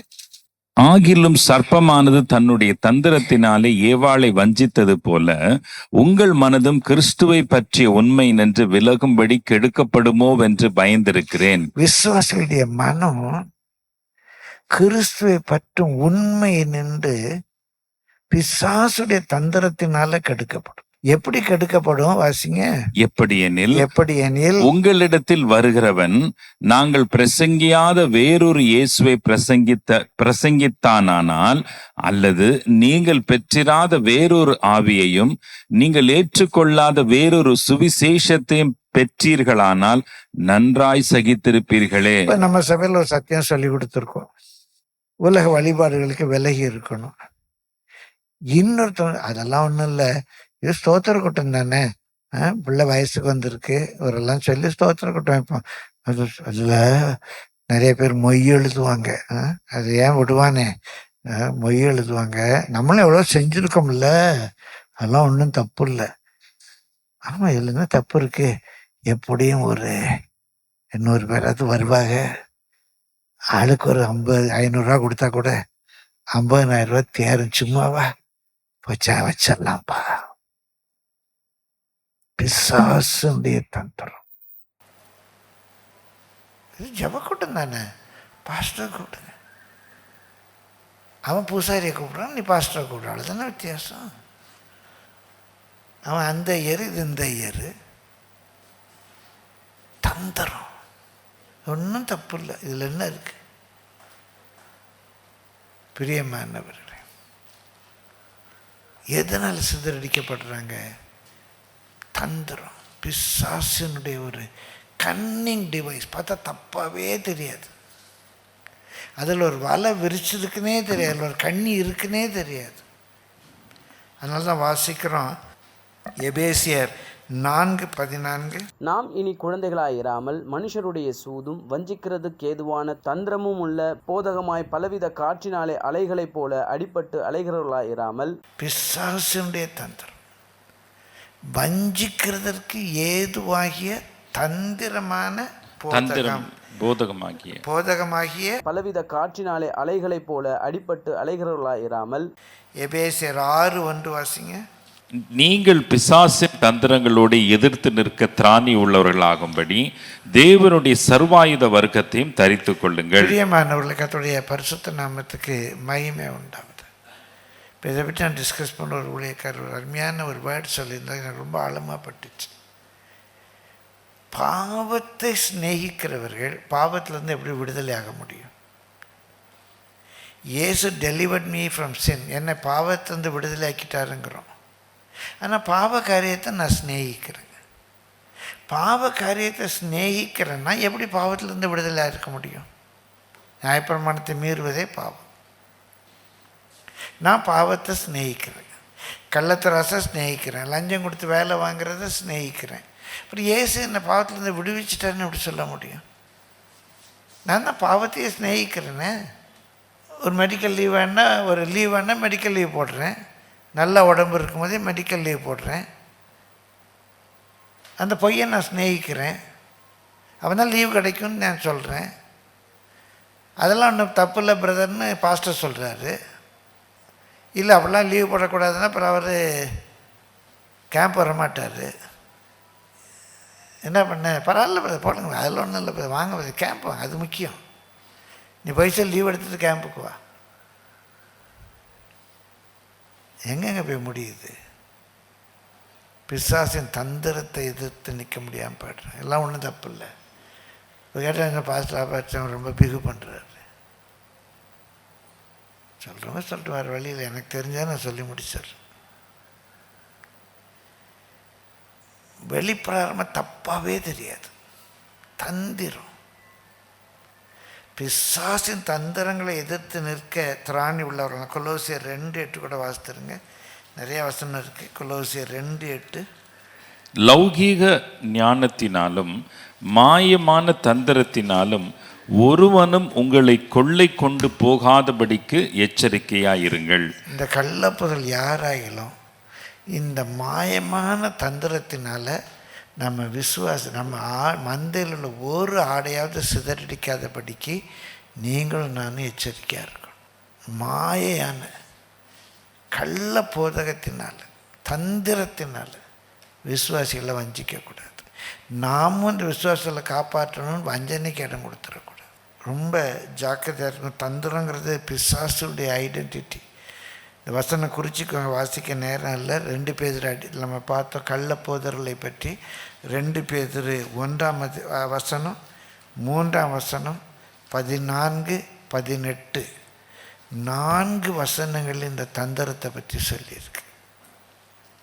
இந்த தந்திரத்தினால் சில காரியங்கள் நம்ம எச்சரிக்கையாக இருக்கணும், சில காரியங்களில் நம்ம சுற்றி இருக்கிற வேலையை நம்ம காத்துக்கொள்ளணும்.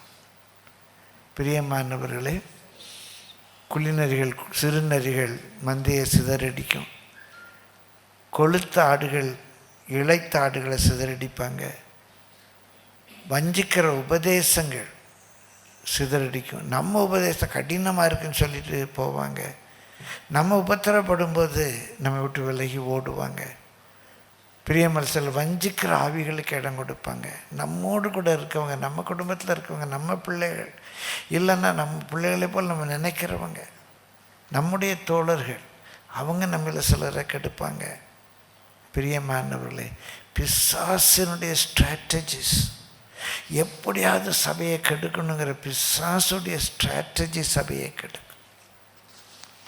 நாகும் 2:1 திரும்ப வாசித்து நம்ம ஜெபம் பண்ணோம். நாகும் 2:1 திரும்ப வாசியுங்கள். நாகும் 2:1. சிதறடிக்கிறவன் உன் முகத்துக்கு முன்பாக வருகிறான், சிதறடிக்கிறவன் உன் முகத்துக்கு முன்பாக வருகிறான், அரணை காத்துக்கொள், அரணை காத்து, வழியை காவல் பண்ணு, வழியை காவல் பண்ணு.